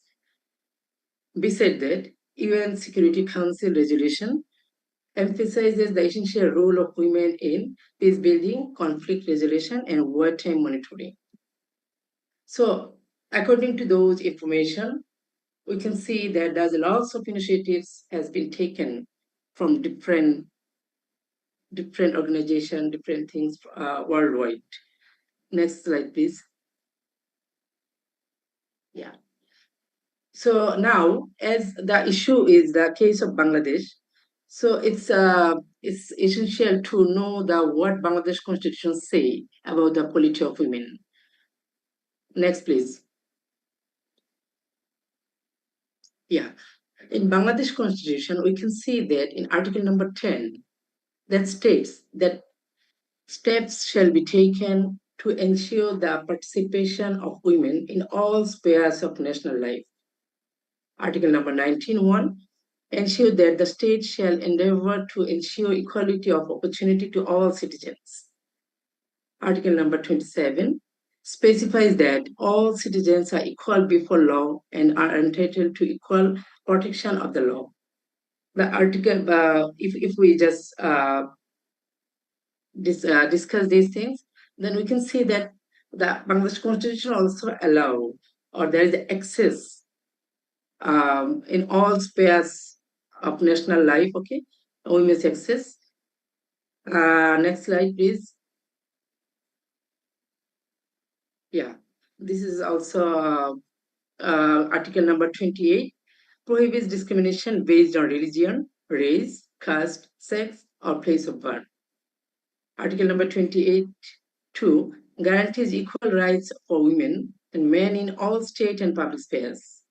Article number 28 ensure equal access for all citizens, regardless of sex, to public entertainments, resource and educational institutions. Allows the state to implement special provisions, affirmative action for the advancements of women. This constitution also says that we can get the access of in all spheres of national life and specifically political issues. Okay, next please. In terms of parliamentary seats, the Constitution provides for 50 reserved seats for women in Parliament, allocated based on party strength. That's based on the party strength, okay? Local government, the Constitution also offers reserved seats for women in union parishads, that means local councils, and allows them to contest general seats. That's the picture of parliamentary seats and local government seats, okay? Next, please. Now I'm going to discuss about the women in Bangladesh polity. What is the current status of women in Bangladesh polity? Next, please. Yeah, here is actually given few information. I'm not going to details, but just I'm mentioning the sector indicator, women in government job, what is the percentage, total government positions, women in senior government roles, women as parliamentarian, women as institutional leaders. There's the percentage rate, different rate is given here, 29% in government job. Okay, out of 84, 11 secretariats are women, 75 additional secretariats, 164 joint secretariats, 394 deputy secretariats are women. Out of 64, 7 district commissioners are women.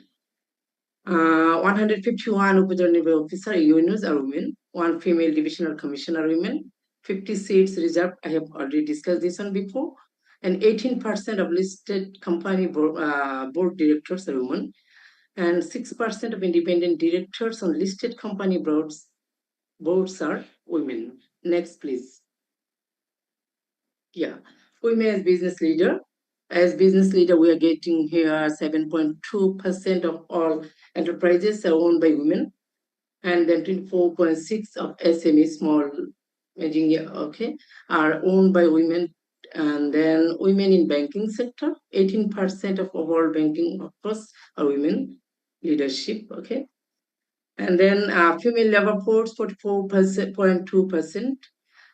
Okay, I'm not getting for going thoroughly because I have more slides. Okay, these are the scenario of Bangladesh, the status of women, current status of women in Bangladesh. Next slide, please. Okay, we have already seen the global context, and then from Islamic point of view also, and the constitutional context. So from all context, actually we have seen that there is a mostly in almost all cases, we found the positive ratio, right? That means in all cases, we have seen that women has the access in all sphere of national activities, okay, and national life. But still, I don't know, somehow we are just behind, like behind. This is I'm talking about the Bangladesh. Women, they are not feeling so comfortable to join in all sectors, okay, particularly in politics, okay. So there are some barriers we have identified, though these are the barriers. For this reason, Muslim women, they can't enter easily politics in Bangladesh. Next slide, please. Okay, you know that in our country, why don't we talk about the women's politics? Then just some negative approach just come in our mind. Negative approach means it can be negative power, it can be violence, it can be hatred, it can be harassment, it can be trolling, like this. The concept is like this. Not only women's, in terms of politics, if we talk about the politics now, generally, people think like that. And if it is women, there's more likely like this. General thing, people think that it is not a wise decision to enter in politics, or it is not a good place for women, etc. Next slide, please. Yeah. So party political hurdles, just bias within political parties in nominating parties for election. There's the problem. There's one type. One is one of the major challenges.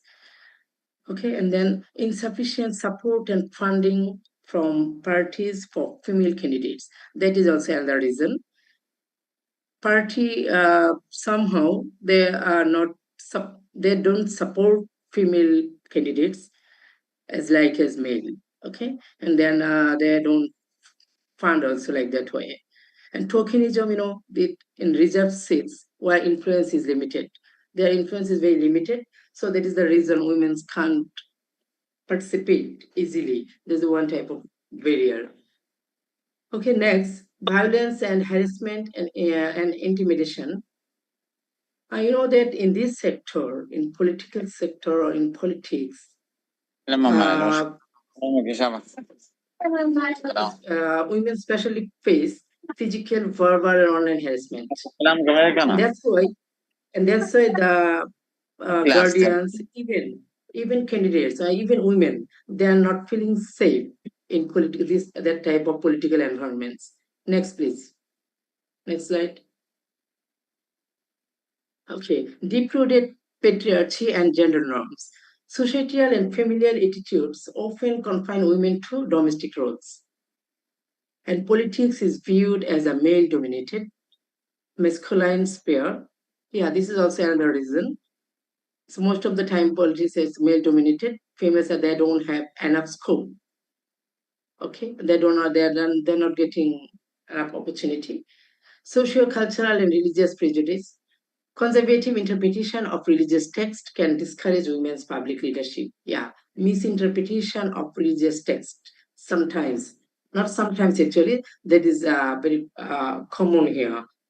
A misinterpretation of religious text that just discourage women to participate in politics.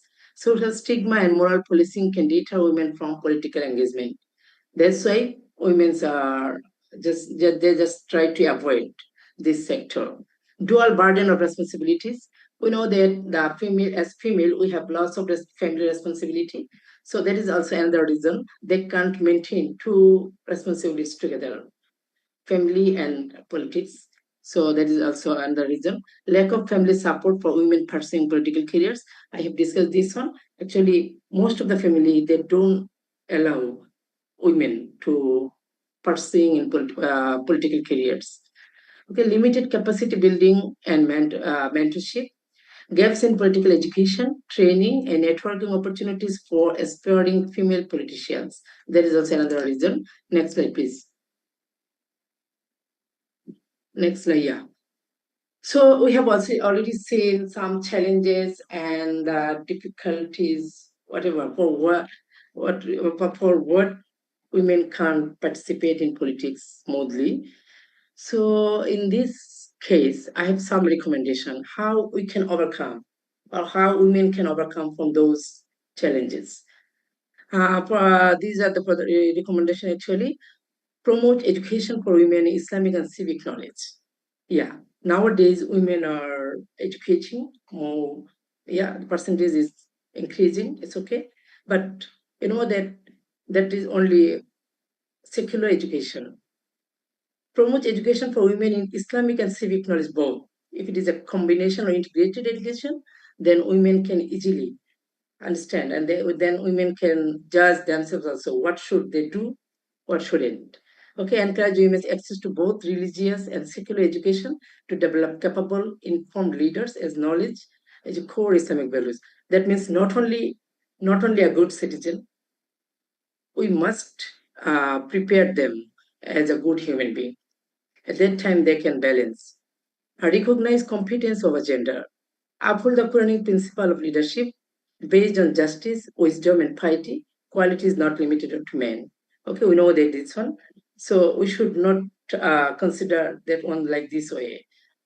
Revive historical Islamic role models. Highlight the political and social role of women during the Prophet's time. Not only Prophet's time, if we look at the Prophet's time, we have seen that what is the role of women.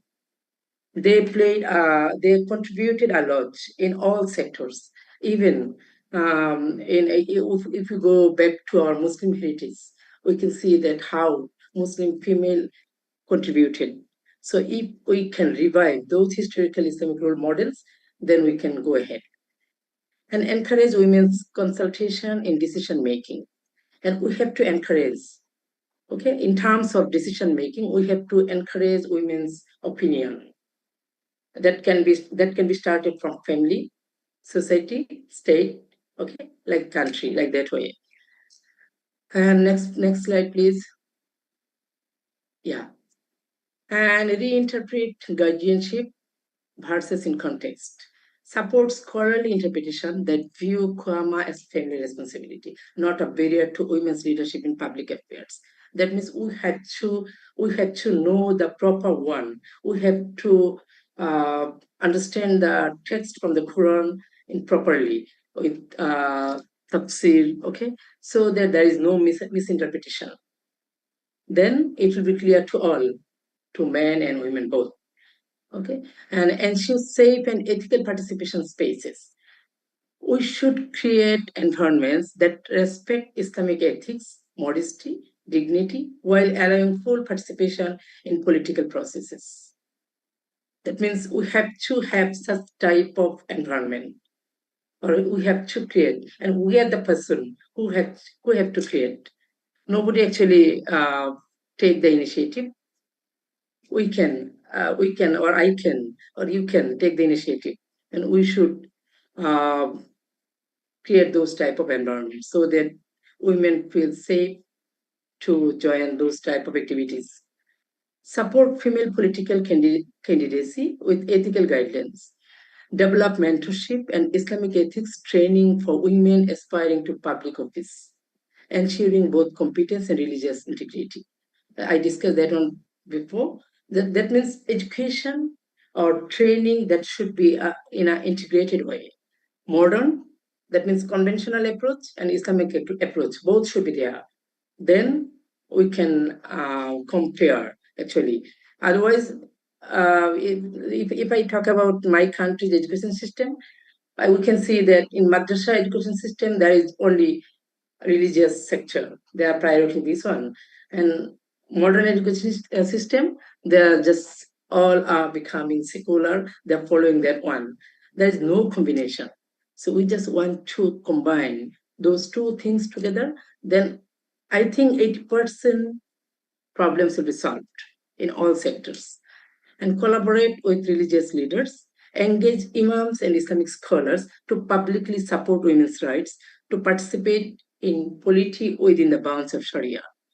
That means we have to engage imams and Islamic scholars to publicly support women's rights, to participate in polity within the bounds of Sharia. That means we have to follow the Sharia boundaries of Sharia, and then instead that just maintaining those things, women should be supported with the proper rights by imam and Islamic scholar. Is it the last slide? Yeah.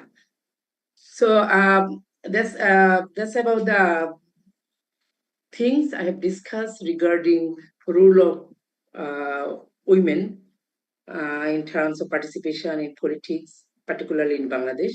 So finally, to sum up, I want to just say women in Bangladesh hold a significant presence in politics with notable advancement and ongoing challenges, though we are far behind that standard size. That the couple 2 decades, previous 2 decades in Bangladesh, the female or women just govern the country. But after that, we are facing lots of problems. That doesn't mean that we are 100%. We are what should I say? 100% we are satisfied here in terms of women, but we have lots of problems. Lots of problems means whatever we are getting in our constitution, whatever we are getting from global context and from the point of Islamic view, we are far behind from those things. Okay, so in terms of international context, also BD ranks relatively well in South Asia for women's political representation. The global averages, it still lags behind. So that's about my. That's all about my topic. And thank you very much to everyone, especially IPS for giving me the floor. But I'm sorry I couldn't turn on my video. I'm facing some difficulties. I'm extremely sorry. Thank you very much, everyone. Assalamu alaikum. Walaikum assalam. Thank you so much, Dr. Mumtahina, for summing up your presentation also. Without further ado, we move to our last speaker, Mr. Ahmed Bilal Sufi, who is an international law expert and former Federal Minister of Law. He is also the founding president of the Research Society of International Law and represents Pakistan as an expert in international law matters. So, Mr. Emir Bilal Sufi will speak on parameters and concerns in human rights legislation, Pakistan's approach. Sir, please.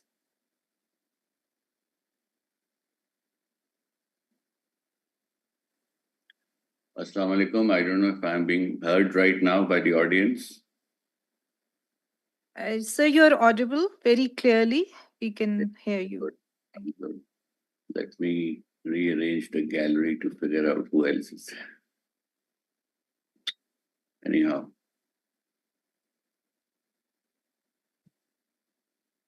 Bismillahirrahmanirrahim. First of all, I would like to thank IPS Khalid Rahman Saab for arranging this. And I understand that Justice Dr.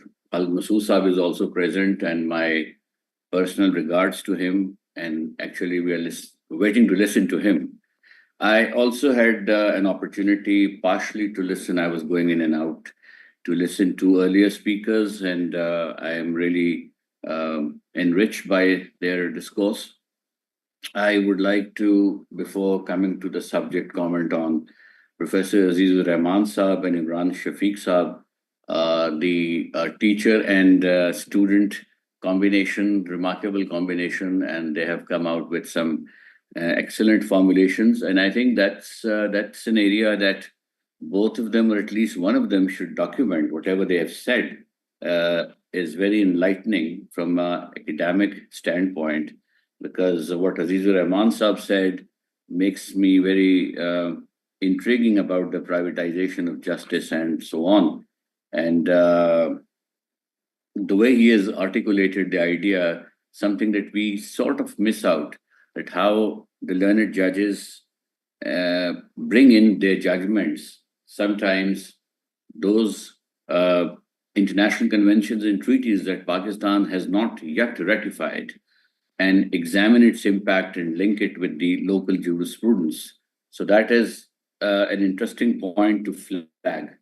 And this reminded me of a similar scenario when I remember, I believe it was Justice Iftikhar Chaudhary's judgment, in which a convention on enforced disappearances was mentioned, while Pakistan had not ratified it. Not that one endorses by any chance any enforced disappearances, certainly it is to be condemned. But at that point in time, I think it was 7-8 years ago, or a little more than that, I remember when this reference was made in this judgment, it was immediately picked up by the Indian side in Geneva, and this judgment was given a reference, and they relied upon it as one of their arguments. So in one sense, the courts need to appreciate that while they are independent within the state, they are not independent from the state. From international law standpoint, they are viewed as subsets of the state. They are instrumentalities of the state, and their judgments are to be seen as act of state. So all judgments that they author have an impact from an international law standpoint. So I believe that this I found to be a very interesting point from Professor Aziz's discussion. Imran Shafiq Saab is a young scholar, and I think the practitioner hat brings out in him a very remarkable academic person. And the way he had explained the entire journey of Islamic laws and Sharia laws application, and how the judges used or pretended to use it in various judgments, it's very illuminating. We are aware of that in bits and pieces, but to give it a coherence, I think it is a material for another work that he can, or article that he can, and he should, in my view, author on the entire subject.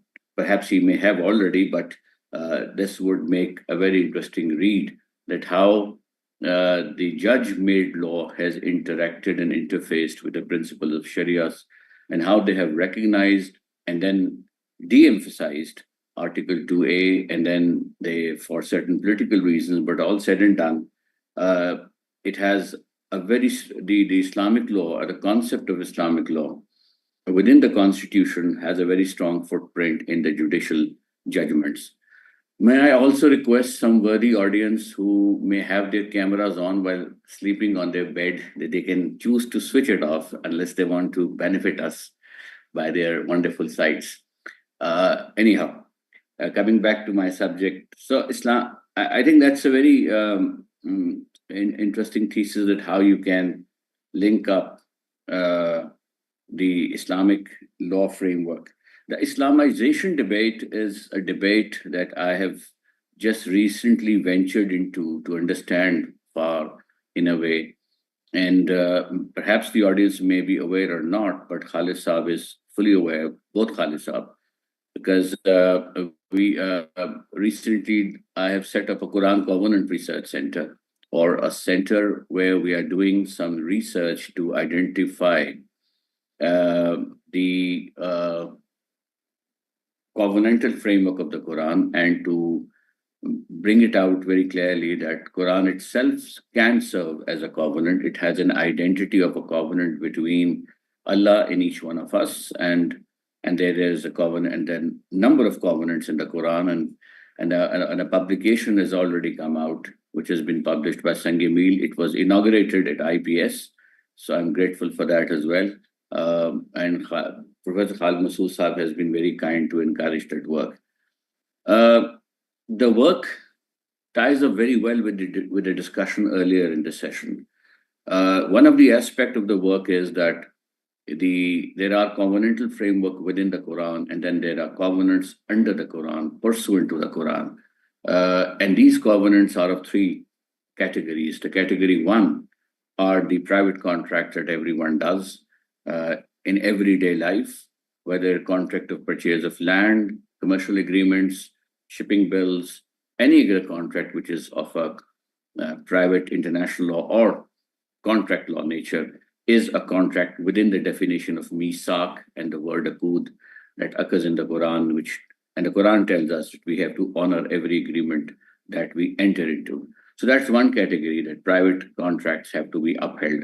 The second category of misak are the international treaties and conventions. So they also fall in the definition of misak. And by virtue of that, they need to be upheld by a believer state or a Muslim state who believe that they have to honor their international commitments. And the third category of covenant under the Quran or misak under the Quran are the laws of the land. So every law is essentially a contract between the state and an individual. The political scientists do call it social contract.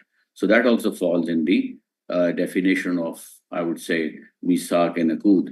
And unless, of course, there is a very specific provision or specific law that is contrary to the injunctions of Islam, that one needs to step aside and maybe avoid mischief of its implementation, particularly when one is in a foreign jurisdiction.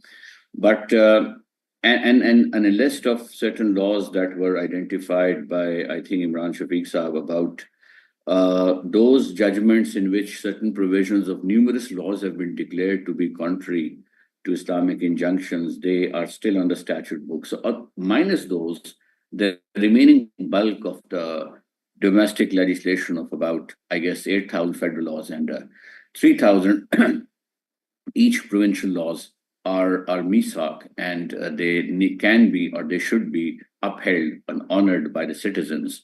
And this aspect needs to internalize by perhaps ulama, scholars, and people like us to the people that most of the laws that exist in this country are in conformity with Quran and Sunnah of the Prophet, peace be upon him. This point needs to be driven home. My team has worked on a very interesting article in which we are arguing that what was yesterday called a sin or guna is today called offenses in most of the cases. So Pakistan Penal Code 400, 500 offenses are in fact articulation of what was being told to us since childhood, that these are the burais, these are the guna, these are the khata that you should be avoiding. So if you are able to relate an existing law with an Islamic framework, then the compliance can become voluntary. If you are able to relate industrial relations ordinance, that payment of wages in time, for example, with the Islamic fiqh, with the Islamic jurisprudence, then there will be a conscious effort to comply with it voluntarily. And likewise, if it can also sink in the ILO convention, so you have the domestic law, the international law, and the divine law all in line, and you have this inherent clarity that while you are complying with apparently a domestic regulator, whether it's an inspector who is coming to your factory, or inspector who is looking at weights and measures, or an inspector who is trying to look at under the food law what is that we are doing, it is not merely a compliance with the provincial statutes, not merely compliance with the federal or international law, it's also compliance with the larger link that you have with the framework of the Quran itself. And I remember a lot of scholars have been talking about it, that if somehow people could have this feeling and this sense that law of the land is in sync with what they believe as in religion and what they believe socially, then the compliance will become voluntary. Then the entire effort of the state to make people force the compliance can also be spared, or at least it can certainly lessen the pressure on its own resources. The other interesting point, I think, which came up for discussion was about about incorporating mediation and other privatization of justice. I thought that was very interesting. So privatization of justice is an interesting thought, but we have ADRC and other frameworks, and I believe there is a covenant with the mediators to resolve issues and make a proactive effort. So perhaps that may be taken in that context. I remember giving this presentation partially in Riyadh International Week of Arbitration, where this discussion had come up. And again, to help lessen the burden of the court work, it was thought that this is an option that could be looked into. The significance of realization that you are bound by a framework in current scenario is difficult to sell globally at the moment, given what Iran and what Israel and what particularly United States behavior towards international law is. But nevertheless, I found it very interesting that Khamenei's fatwa against the use of nuclear weapons was a very, very interesting thing. And I explored a little bit more on that to figure out that what is the nature of that legal document that was issued by the Khamenei's office. And it turns out that it was not only relied upon heavily, but it was also mentioned very periodically in the UN debates as a position by government of Iran before the United Nations and so on. So it is very interesting that the government of Iran feels bound by the legal framework of Islamic jurisprudence more than it considers bound by the NPT itself. And if you notice, in a very interesting development, they're trying to unwind it before they consider withdrawing from the NPT and serve a notice for the withdrawal from the NPT. So again, emphasizing the point that if people of a certain country who believe in a certain religion can associate the law of the land with that religion, with that sense of faith, then they will want to comply as a matter of personal religious obligation as well.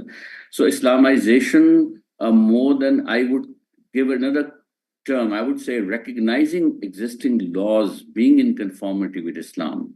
So one approach is you could make an effort, a very extensive effort, to recodify every statute, every convention, and every rules and regulations, which is going to be uphill task. And codification, as we all know, has been attempted quite a few times in select areas, but people have come down again to the basic existing commercial framework. It might become over a period of time difficult. It can be attempted, but the procedural laws like motor vehicle ordinance, for example, like marine shipping laws, like transfer of property laws, like sales of goods, international laws and conventions, to identify and to make an effort to recodify them, except in the zone of Islamic financing areas, may become difficult. So one approach is to identify very clearly that these laws are consistent with Quran and Sunnah of the Prophet, and therefore we can associate our mental intent or consideration as being linking them up with Quranic framework at the same time. So what Khalid Saab said in the opening, the tradition and modernity, I would like to comment on that as well. That's a very unique way of putting it, Khalid Saab. I think we on our website conceived of a very interesting phrase, and I would invite you to visit that website of QCRC. From revelation to legislation, from revelation to legislation. So it's a travel. Allah has been sending messages not only to us but to nations earlier to us, and most of they've passed on sense of right and wrong to the entire humanity, by and large, to entire human race, which is now divided into states and various nations. And if you look at the common zone of sense of right and wrong, it is by and large identical. Leave aside a few controversial areas like LGRB2. But if you pick up international conventions on crimes, international conventions, let's say all countries criminalize the wildlife trade. It's a crime. So there's a consensus amongst 157 states that this is a global crime. There is a crime agreed by everyone under a UN Convention on Corruption, that these 4 crimes which are listed, or 25 crimes which have been listed in the UN Convention, and they are, if you make an effort to link them with Quran, you will find them very interestingly, they are linkable. Similarly, international convention relating to terrorism, international conventions relating to trans-organized crime, they all identify, they all legislate an inherent sense of right and wrong that was gifted to the human race. And over a period of time, it has been re-articulated, and now you see a convergence of that through international treaties and conventions, because once you agree, 150, 190, 180 countries sign a certain convention and say to us, this is a wrong, we will take action against it if anyone conducts it. So there is legislation and unanimity on that, and it is linkable very conveniently to the Islamic jurisprudence itself. I would stop here, and I would only want to invite the learned people who are here, especially all those who have spoken, to come and visit us at the Quran Covenant Research Center. It's on House 2A. If some of you have visited Research Society of International Law premises, within that premises, we have devoted a room in which a couple of 2-3 bright young scholars are working, doing research. And the Quran Center has produced a series of various articles, which I think would be of great interest to the participants that we have here. So I thank you for the time being, and I'm available for any questions and answers if there are any. Thank you.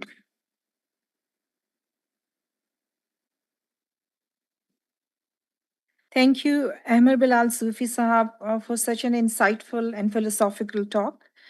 As we have less time, Khalid Sahab, should we take questions or should we move to the... Okay, we will take 2 questions only, and from the hall. And if we have questions from the virtual audience, if you can identify. So, let's... हाँ, ठीक है. So पहले हम एक ले लेते हैं audience hall में से. Yes, if you can share your question, please. Do we have a mic?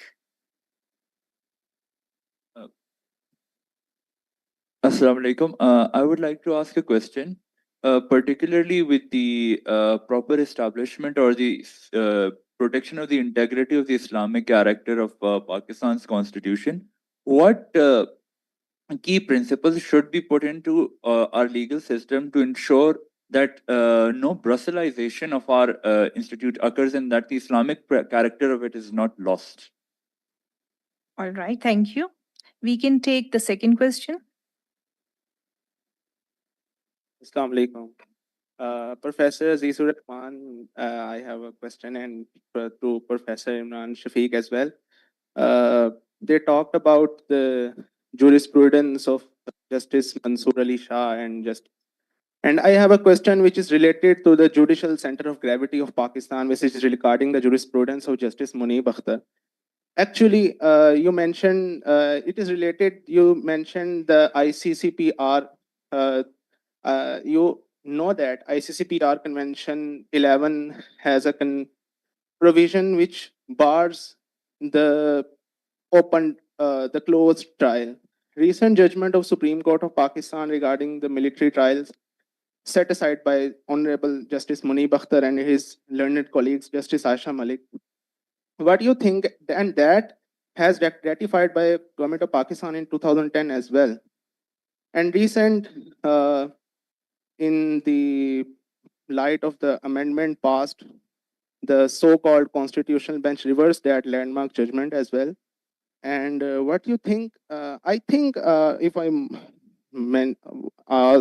allowed to mention the comment, the legal community should be focusing now the fundamental issue, which is regarding the 26th Amendment. Our judiciary is on collapse over there. What happened yesterday? So what we are focusing the meethi baatein.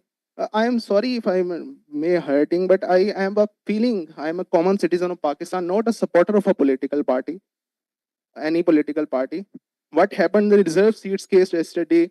The 13-member full court judgment is set aside by the only 7-member bench, and the majority was 8 as well. So what is going on? It's ridiculous, I'm sorry to say. Thank you. We can take the third question and then sum up. Assalamualaikum. I have a question for Mr. Azizur Rahman Saab, and I think it took some basis off of Mr. Imran Shafiq's lecture as well.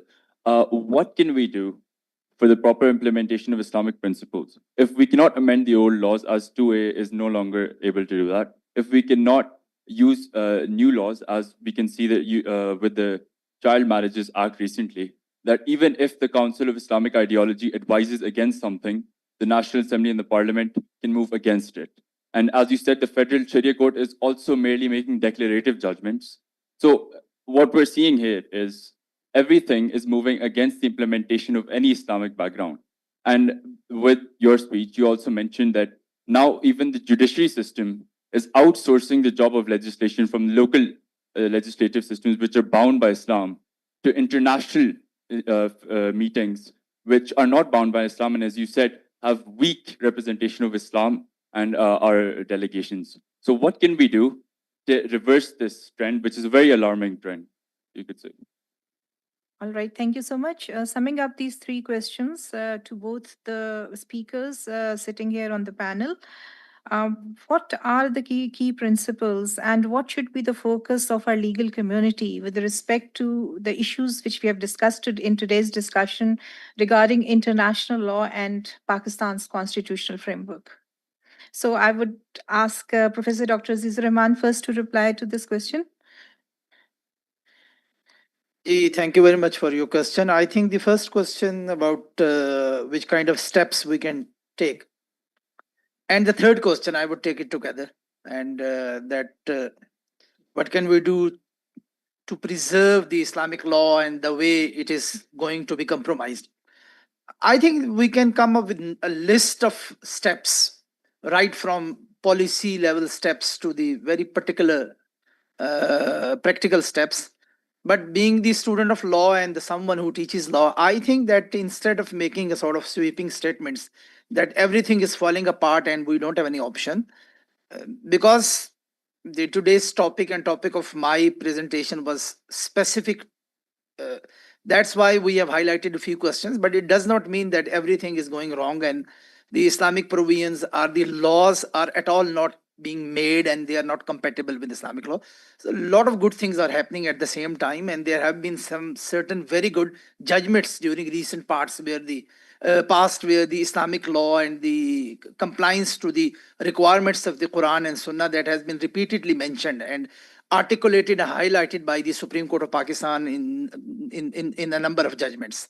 So one has not to be worried about this, but at the same time, the practical steps, yes, there are steps associated with the political arena, that the political parties and especially the parties which do a lot of politics around the theme of the Islam, that they have got certain responsibilities and focus and kind of hard work and research to keep an eye which kind of legislative developments are going on in Pakistan.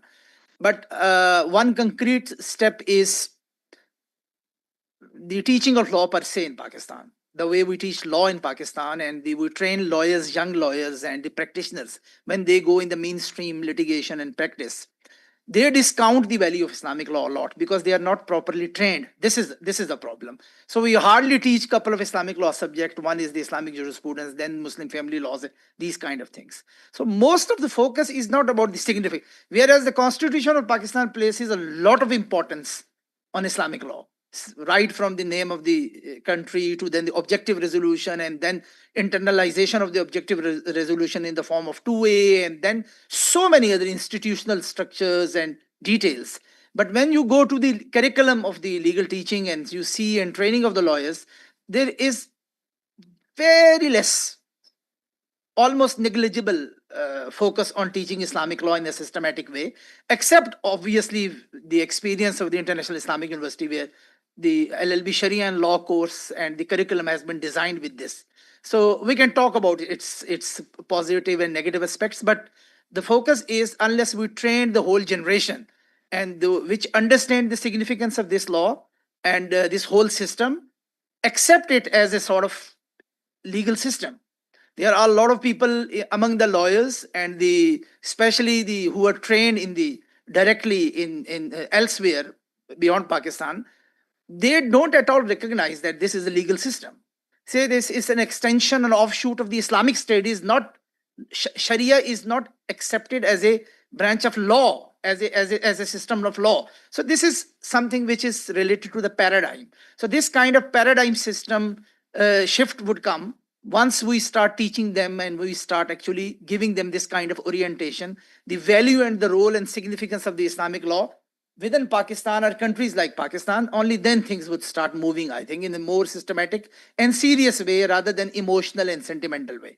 I think this was something about the first two questions, and let me conclude the second one as well, and then you can, Imran, you can take up.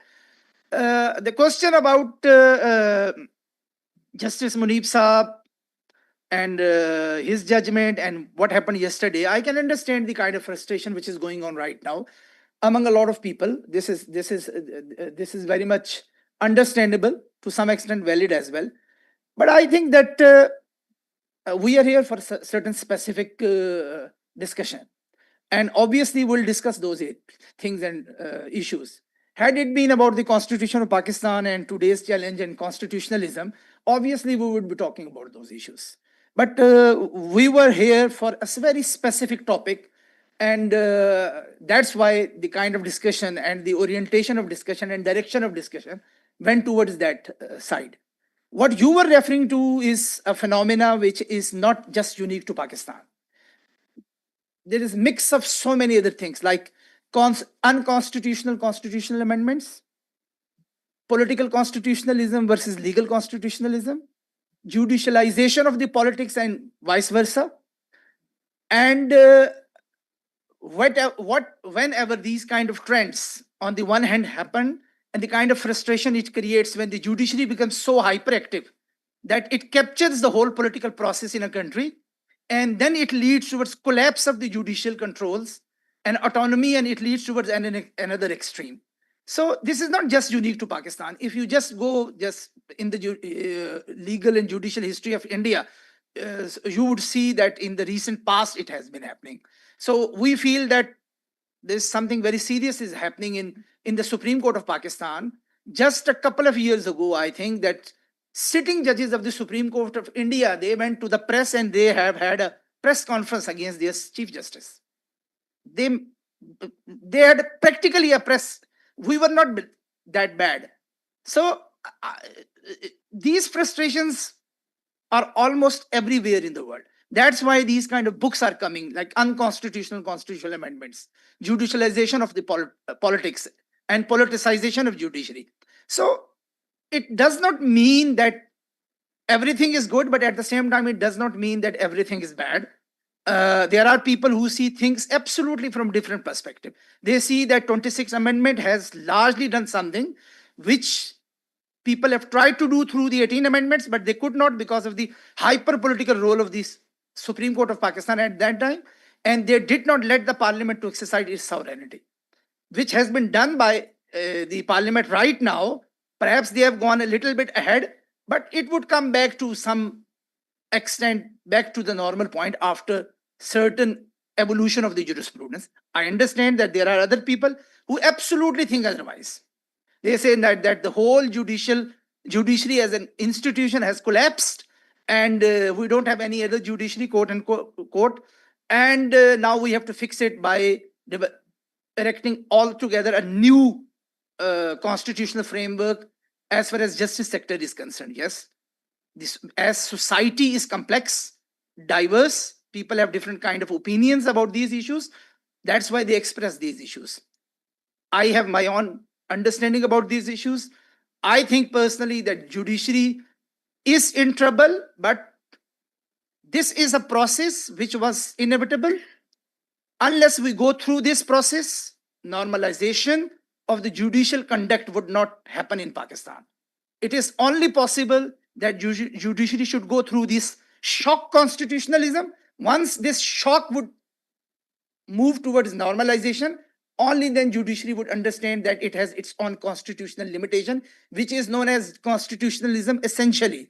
If the parliament has its limitation, if the executive has its limitation, likewise judiciary has its own limitation mandated and dictated by the constitution. Judiciary cannot say that other institutions, they would have constitutional limits, but we, right from the international framework to the domestic laws, right from interpretation of constitution to rewriting of the constitution, we will assume all powers whenever we like, wherever we like, and with regard to whosoever would like to do this. This would not happen. So what I'm trying to say, this is a complex phenomena. People have different opinions about this, and they try to exercise and articulate these concerns at different forums, including these kind of forums, and will continue to have this kind of debate. Thank you very much. Thank you. Imran Shafiq sir. I will just take 2 minutes. Imran Shafiq sir, just a moment. Now, of course, we will take your reply, but I would also request Mr. Ahmed Bilal Sufi Sahab to give reply after Imran Shafiq Sahab and stay with us, sir, please. Thank you. Okay.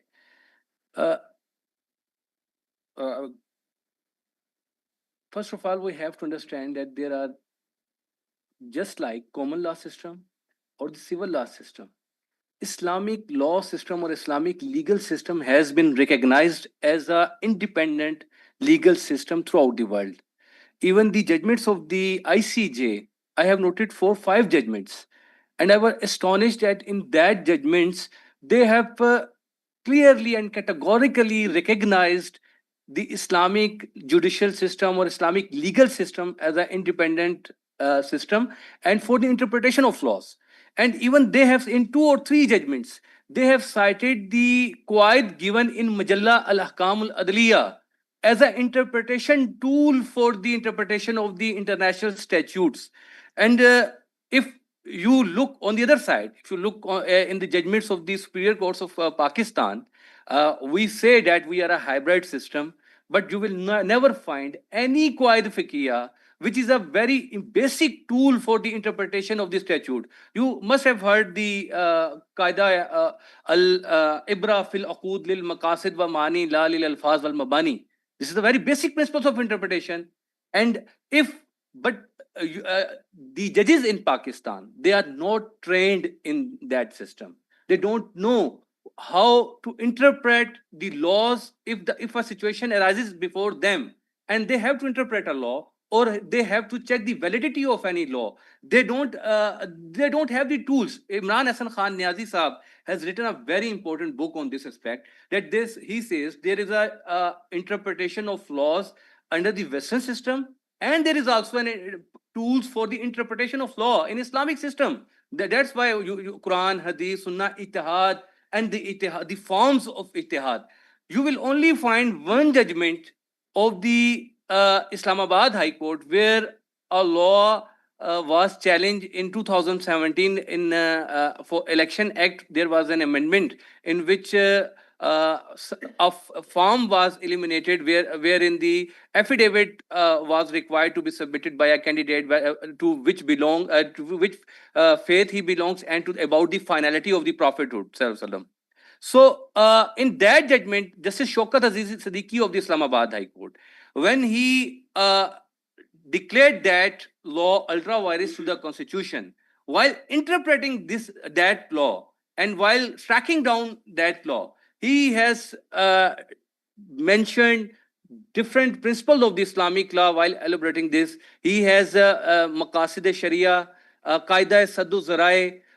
He has mentioned how the ijma on this issue. So different areas of Islamic law, how the interpretation in Islamic law takes place, that were explained. So this has to be basically that should be training. अब एक दो courses आप रख के अपने LLB के निसाब में ये तसव्वुर नहीं कर सकते कि आपकी अदलिया, आपकी अदालतें या आपके वकला इतने ट्रेन हो जाएंगे कि वो इस्लामिक लॉ की इंटरप्रिटेशन करके वो दे.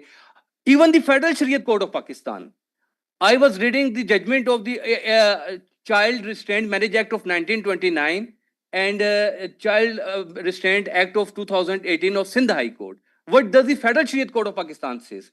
Federal Sharia Court of Pakistan says that in order to contract a marriage, one should be aqil, baligh, and the requirement of the rushd should also be available. No, a student of Islamic law who has the basic knowledge of law knows that if in order to contract a marriage, you should not, there's no requirement of the law that the capability of rushd should be. Rushd is entirely a different concept. Rushd under the Islamic law, it is settled principle that it is only applicable to the financial matters. If you hand over the property of yatim orphan to him, then you have to see to judge him whether he has attained the age of rushd or not. So the entire law, Federal Sharia Court has said that okay, this law is in accordance with Sharia because under the Islamic law, in order to contract a marriage, one should be able have the capacity of rushd. This is not the law since 14th centuries. So how we are interpreting the law? Basically, this is a engineering which is we can't understand. Ji, Mr. Ahmed Bilal, Sufi Sahab, if you can give your viewpoint on these questions. Ji, thank you very much.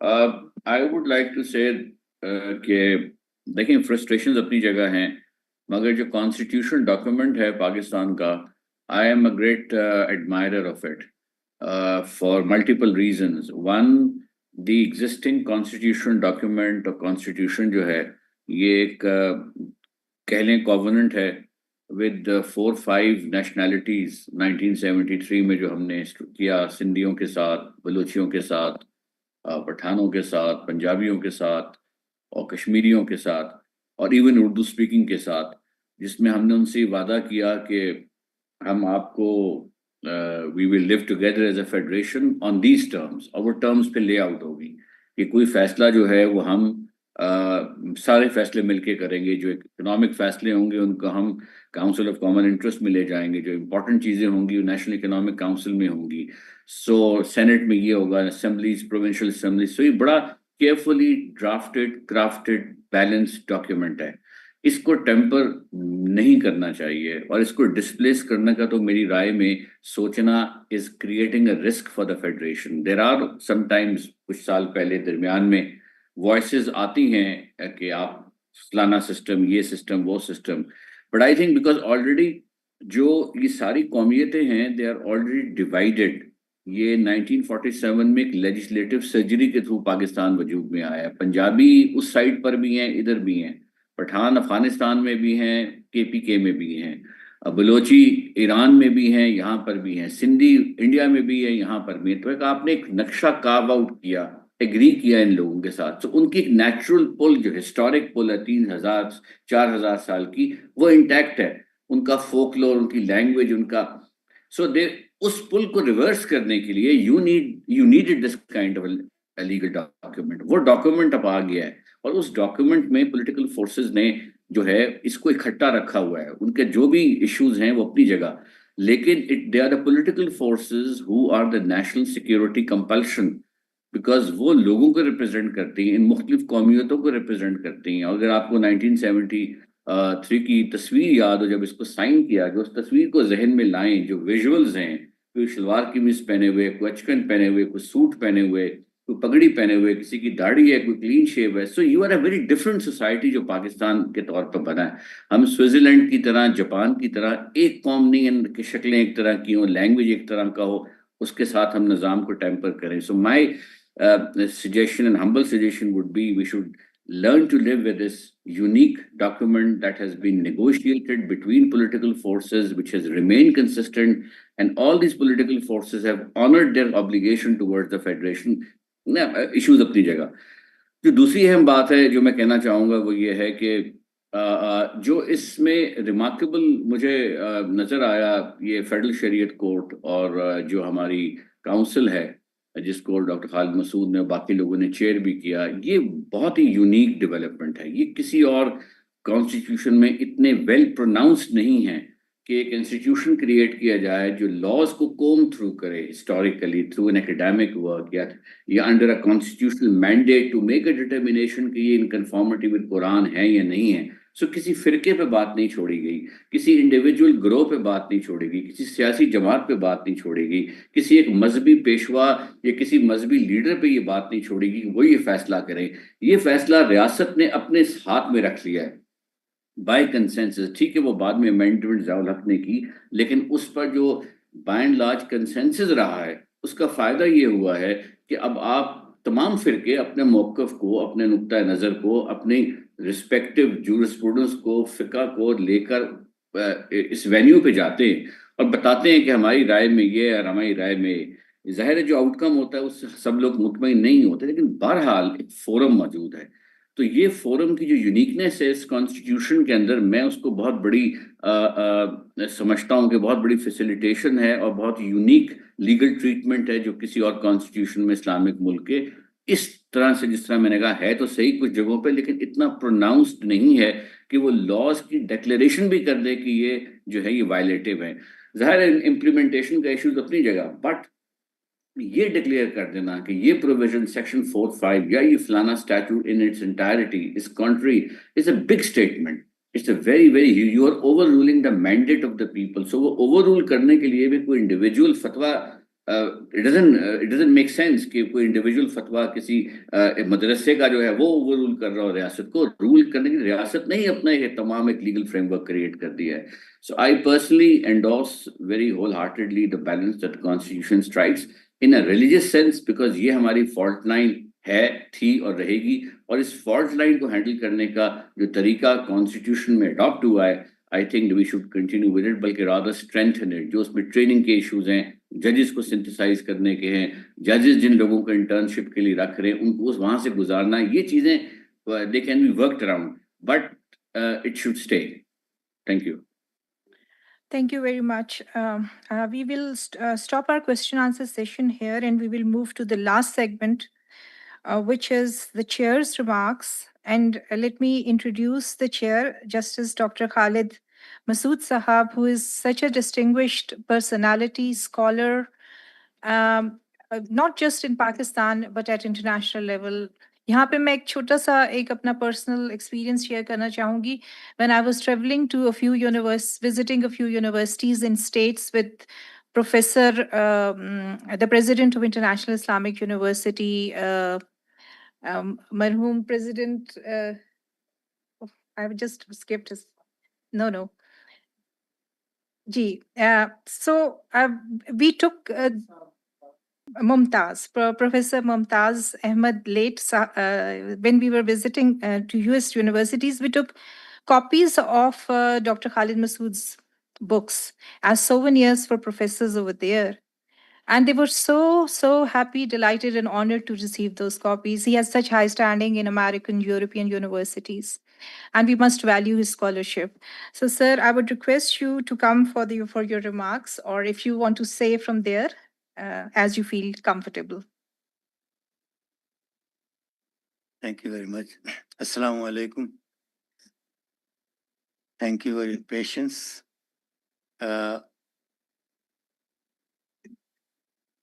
Actually, I cannot, already Bilal Sufi Saab have commented on the learned lecturers and their lectures and their views. So I need not go into, I will take some basic questions.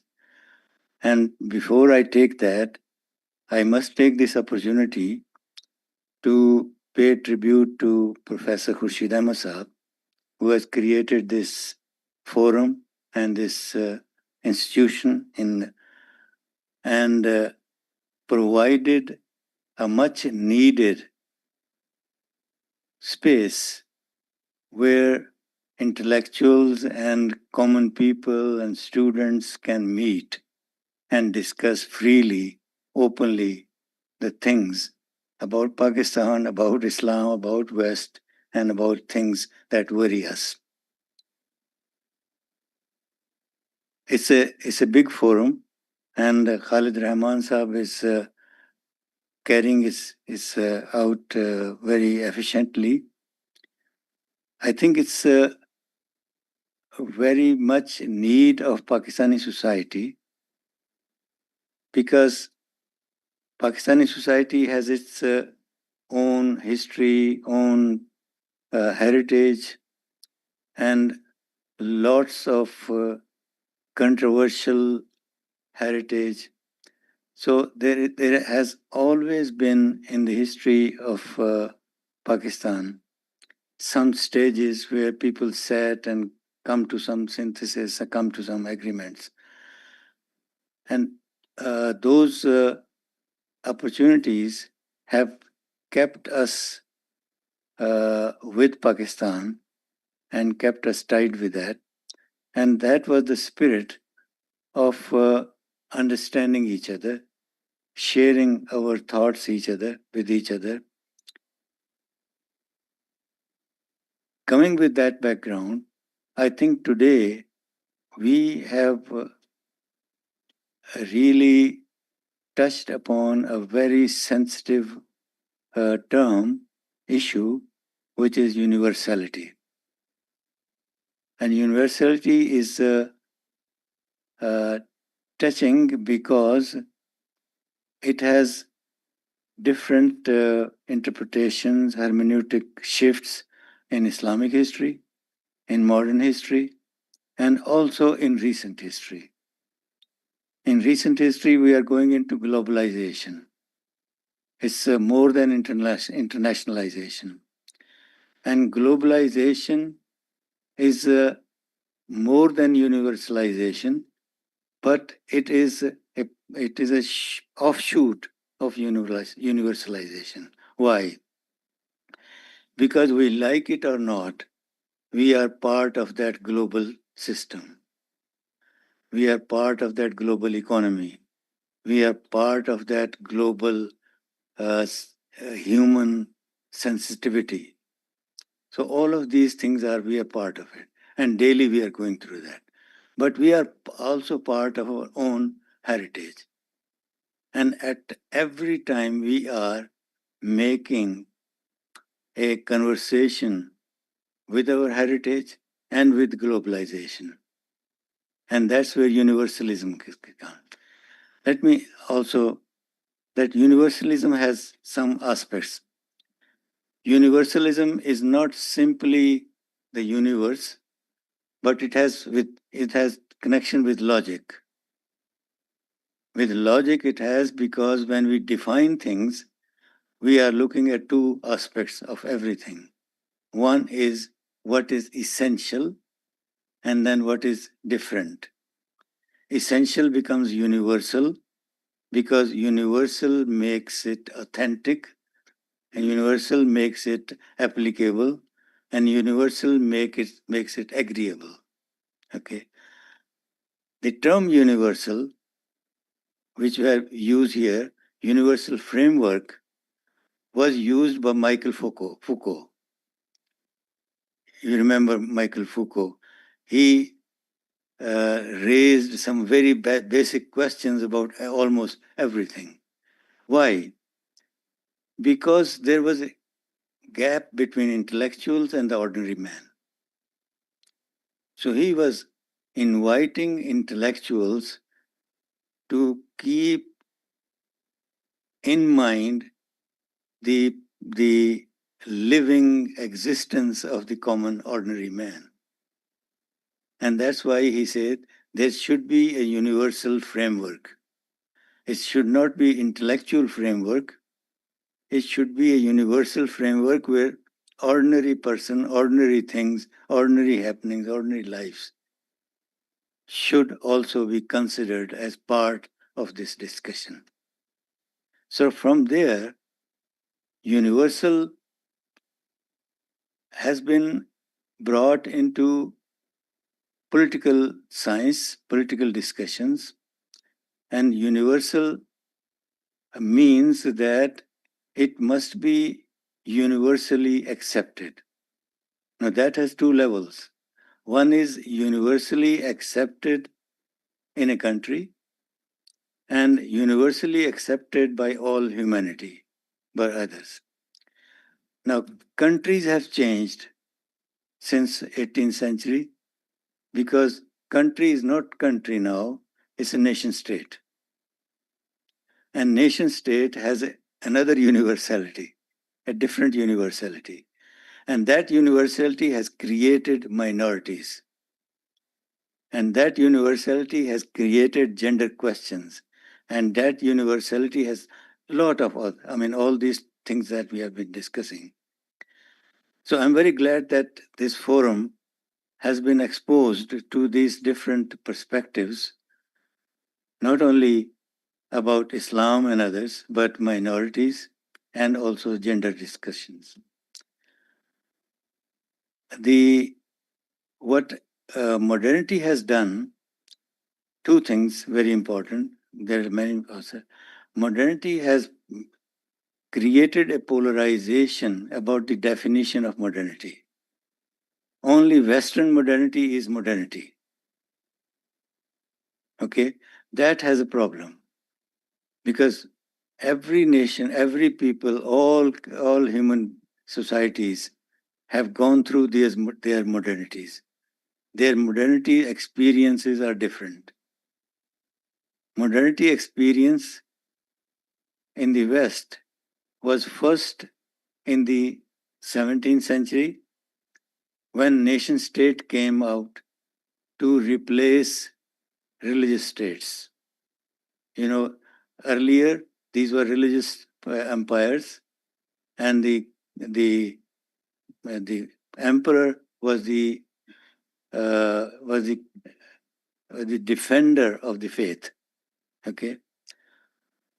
Now we come to our problem.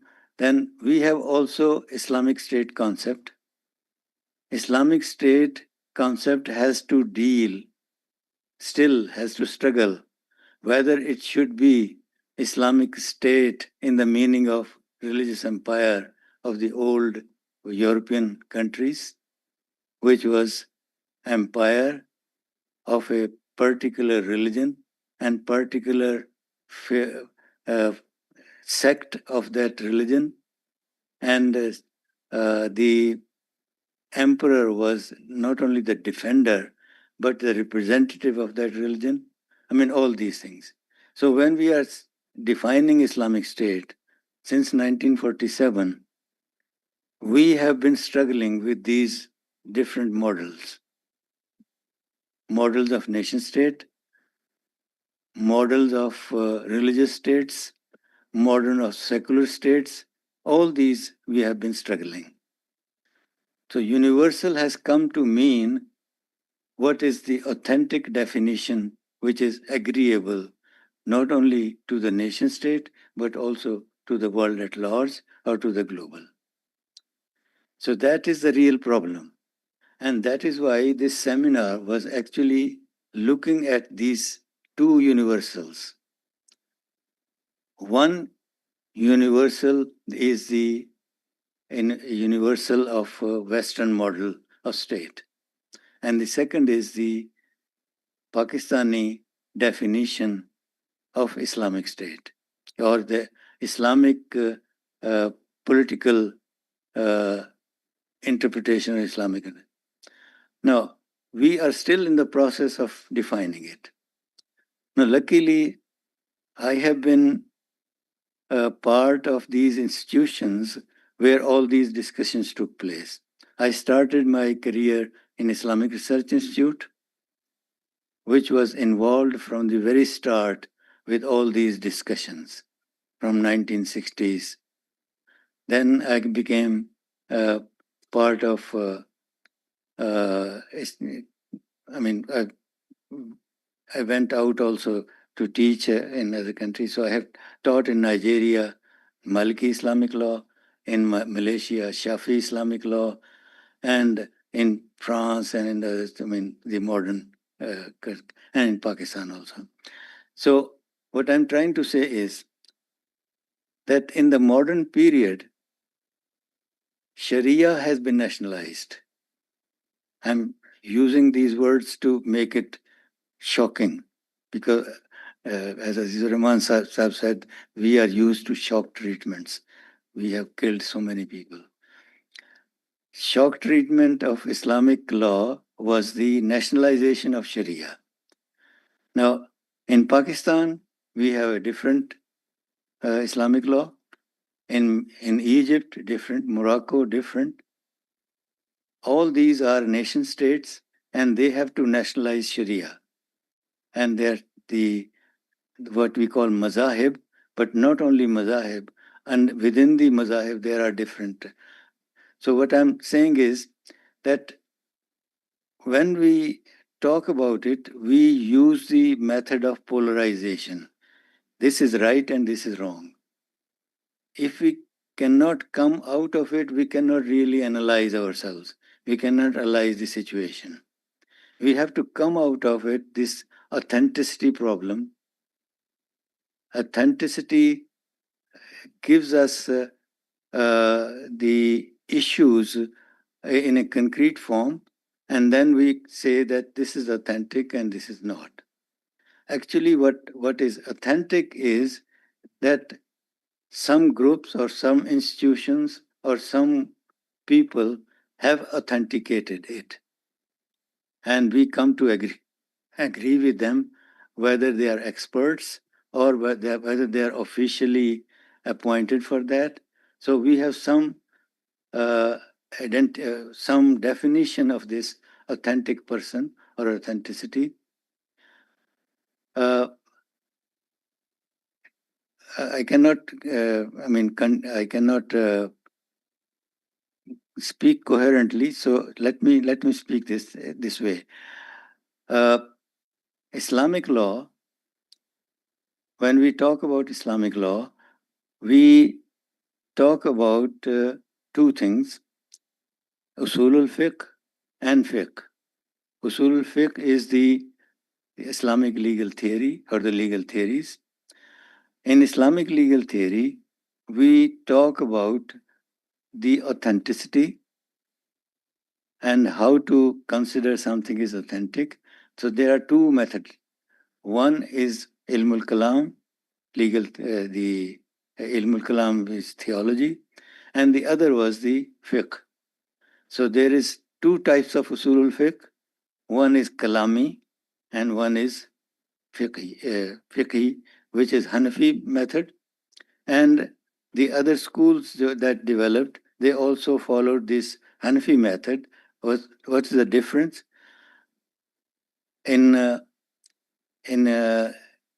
theological Islamic legal theory, the basic ideas, basic concepts, and basic terminologies are defined by theology or theological discussions. And that means that they take it back to the attributes of God, qualities of God, God's existence, all these debates. Okay, and one of them is sovereignty. Sovereignty comes to fiqh, to law, also to political science and other things. Now, sovereignty, logically, sovereignty can be only if it is absolute. And absolute sovereignty can only be divine. Okay? But when it comes to law, when it comes to theology, comes to political science, then we make the people sovereign, the person sovereign, the sultan.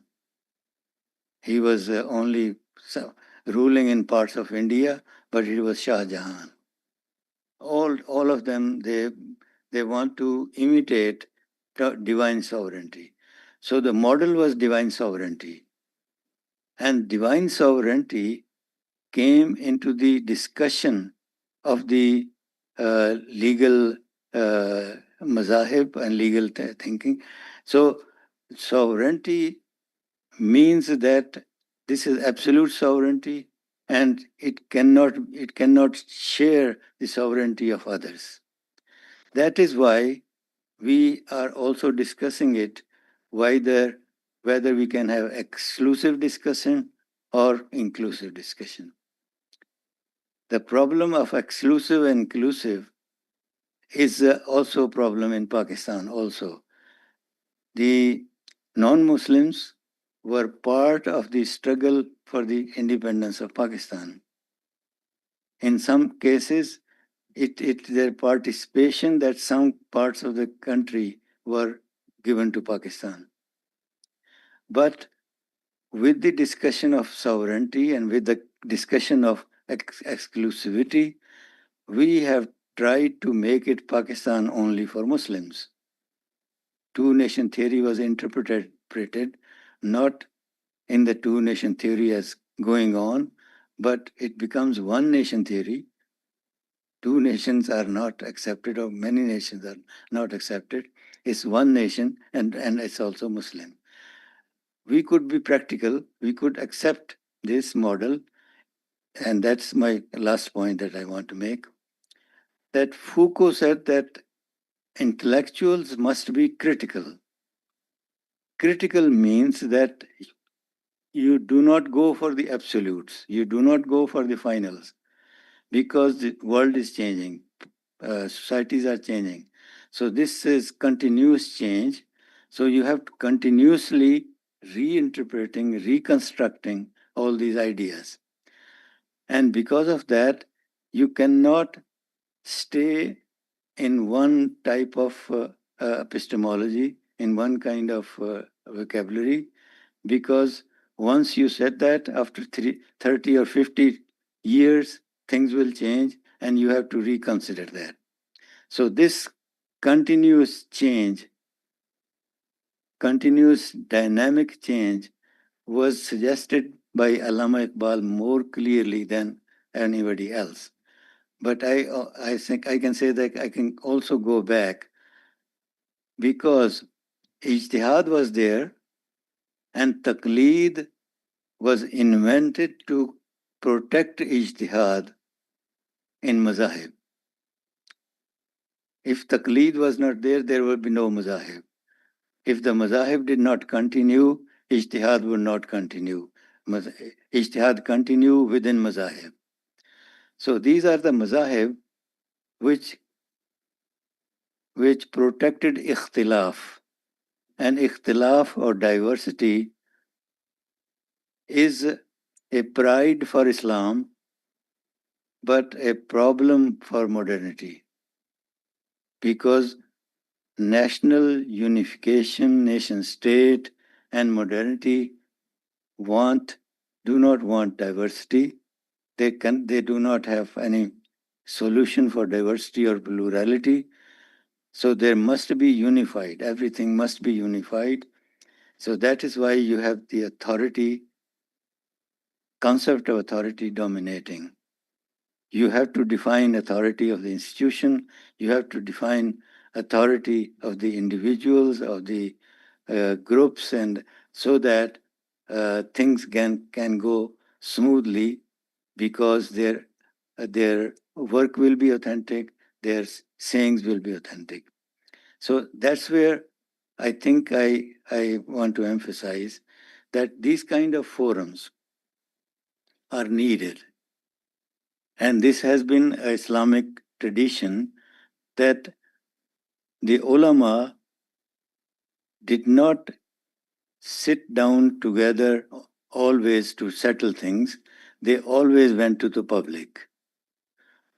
But rather the recognition of an alim was done when a person graduated from a madrasa, he would come to a mosque and he would address the public. Public will ask questions, and if he was agreed by, agreed by other people, then they say that the riyasat al-ilm is now addressed to him. So that what I mean, that public and intellectuals in Islamic tradition were very closely working together. And they were not only masjid, but madrasa were also the madrasa. So we have lost those connections. And I think this kind of institutions are providing us those lost spaces so that we can look at these things critically. What is the main point? What is the basic point is to look at critically. We don't have to polarize. We don't have to support only to which sect or which group I belong, but we sit down, discuss, and critically look at our tradition, look at our history, and we find a number of different modes in which we have looked at the problems that we have and how do we solve these problems. There is a revivalism. There is a reconstructionism, tajdeed, ta'bir. So the two groups that I mentioned, the two methods that I mentioned, one is Ilmul Kalam theology. They were more into reconstruction. The fiqh was into the reinterpretation. So the Quran and Sunnah are texts. So it will be done by reinterpretation. For the theology and philosophy, these were concepts.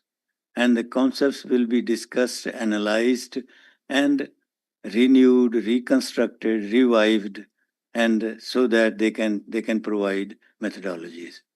So what I see here today was a rich discussion, and everyone pointed out and really impressed that there's a lot of diversity, there's a lot of richness, but we are whenever we see multiplicity, whenever we see diversity, we are humbled by it rather than appreciate it and try to study it critically. And the only way that we find is that we build our own mosques, we build our own groups, and we becomes exclusivist rather than inclusivist. So I come to this understanding that today we have experienced this rich presentation on this concept of universality. If you look at it, the three lawyers, they are they are suggesting that legal institutions and legal models are the authentic models. So unless you go through them, let me give an anecdote from my experience. There was a case, I have been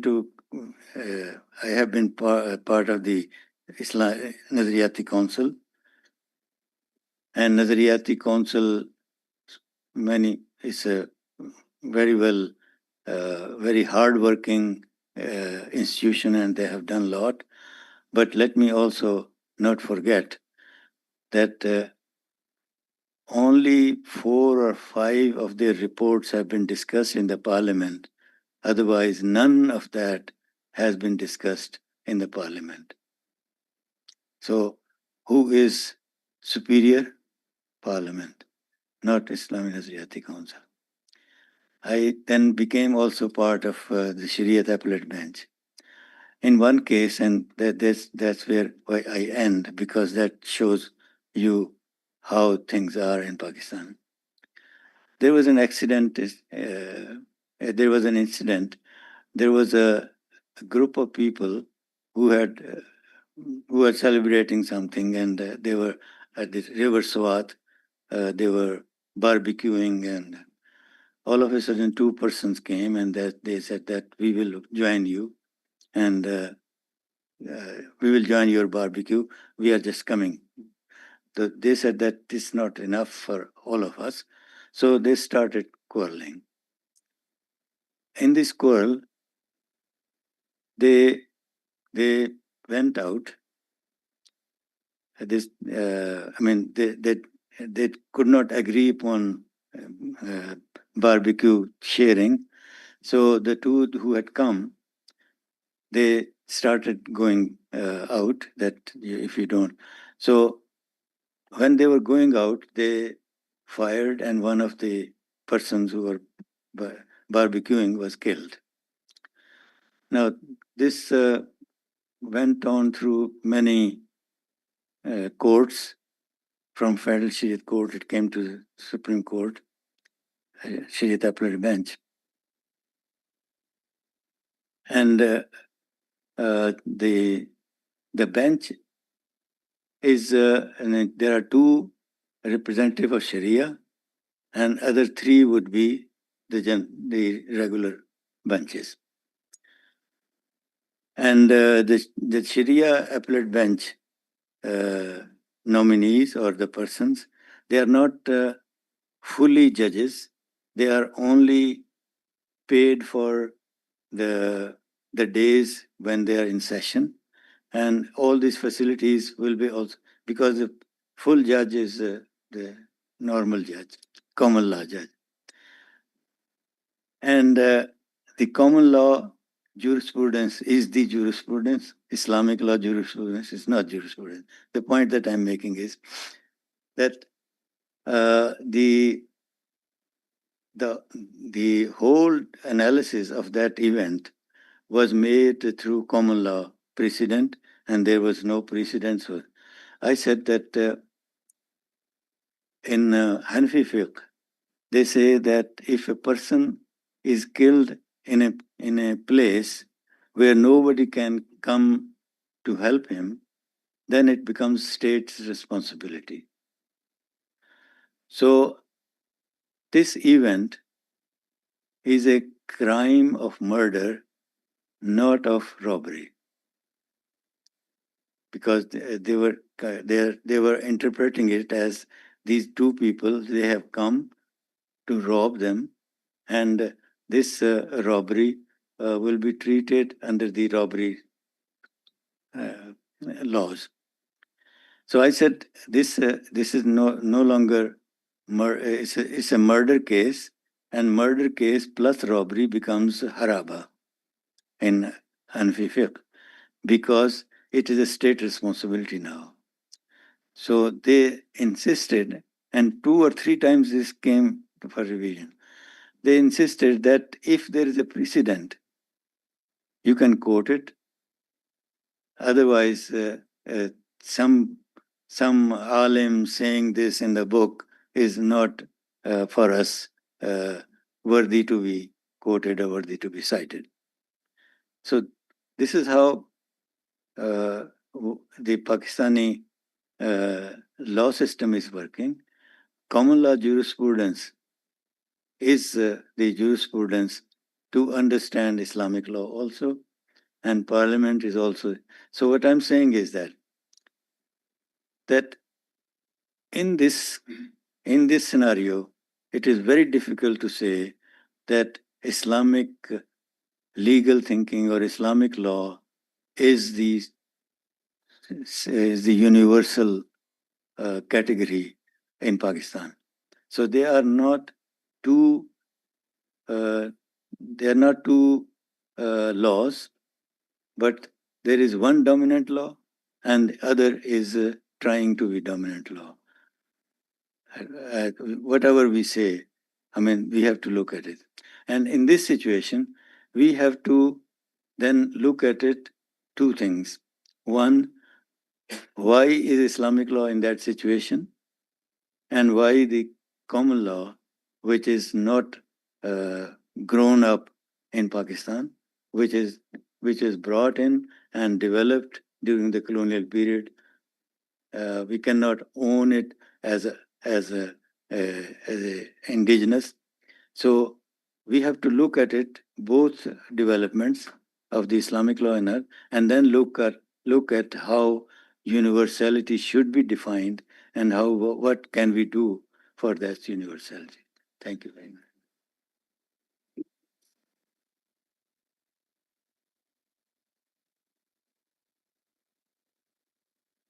Thank you very much. During this session, Alhamdulillah, we've been able to listen to some eloquent presentations and a very thought-provoking conclusion. And I think we have established the fundamental character of the Constitution of Pakistan and Pakistan's legal framework, the issues and flaws that require our attention and maybe some action. And we have also seen that these issues and these problems, they are not confined to Pakistan. Other societies, as we listen to our Malaysian and Bangladeshi speakers, they are also going through this process of defining, redefining, adjusting themselves within the contemporary frameworks with their roots in tradition and grappling with issues in contemporary environment. I thank you all. I particularly thank Professor Dr. Aisha Rafiq, who has very ably moderated this session. And through her, the partnership and cooperation of Gift University Gujranwala that has been part of this seminar. I thank all the speakers, the chair of the session, and all the audience. Lunch has been served, and after the lunch, we'll be saying Zohar prayer in this hall again. Thank you.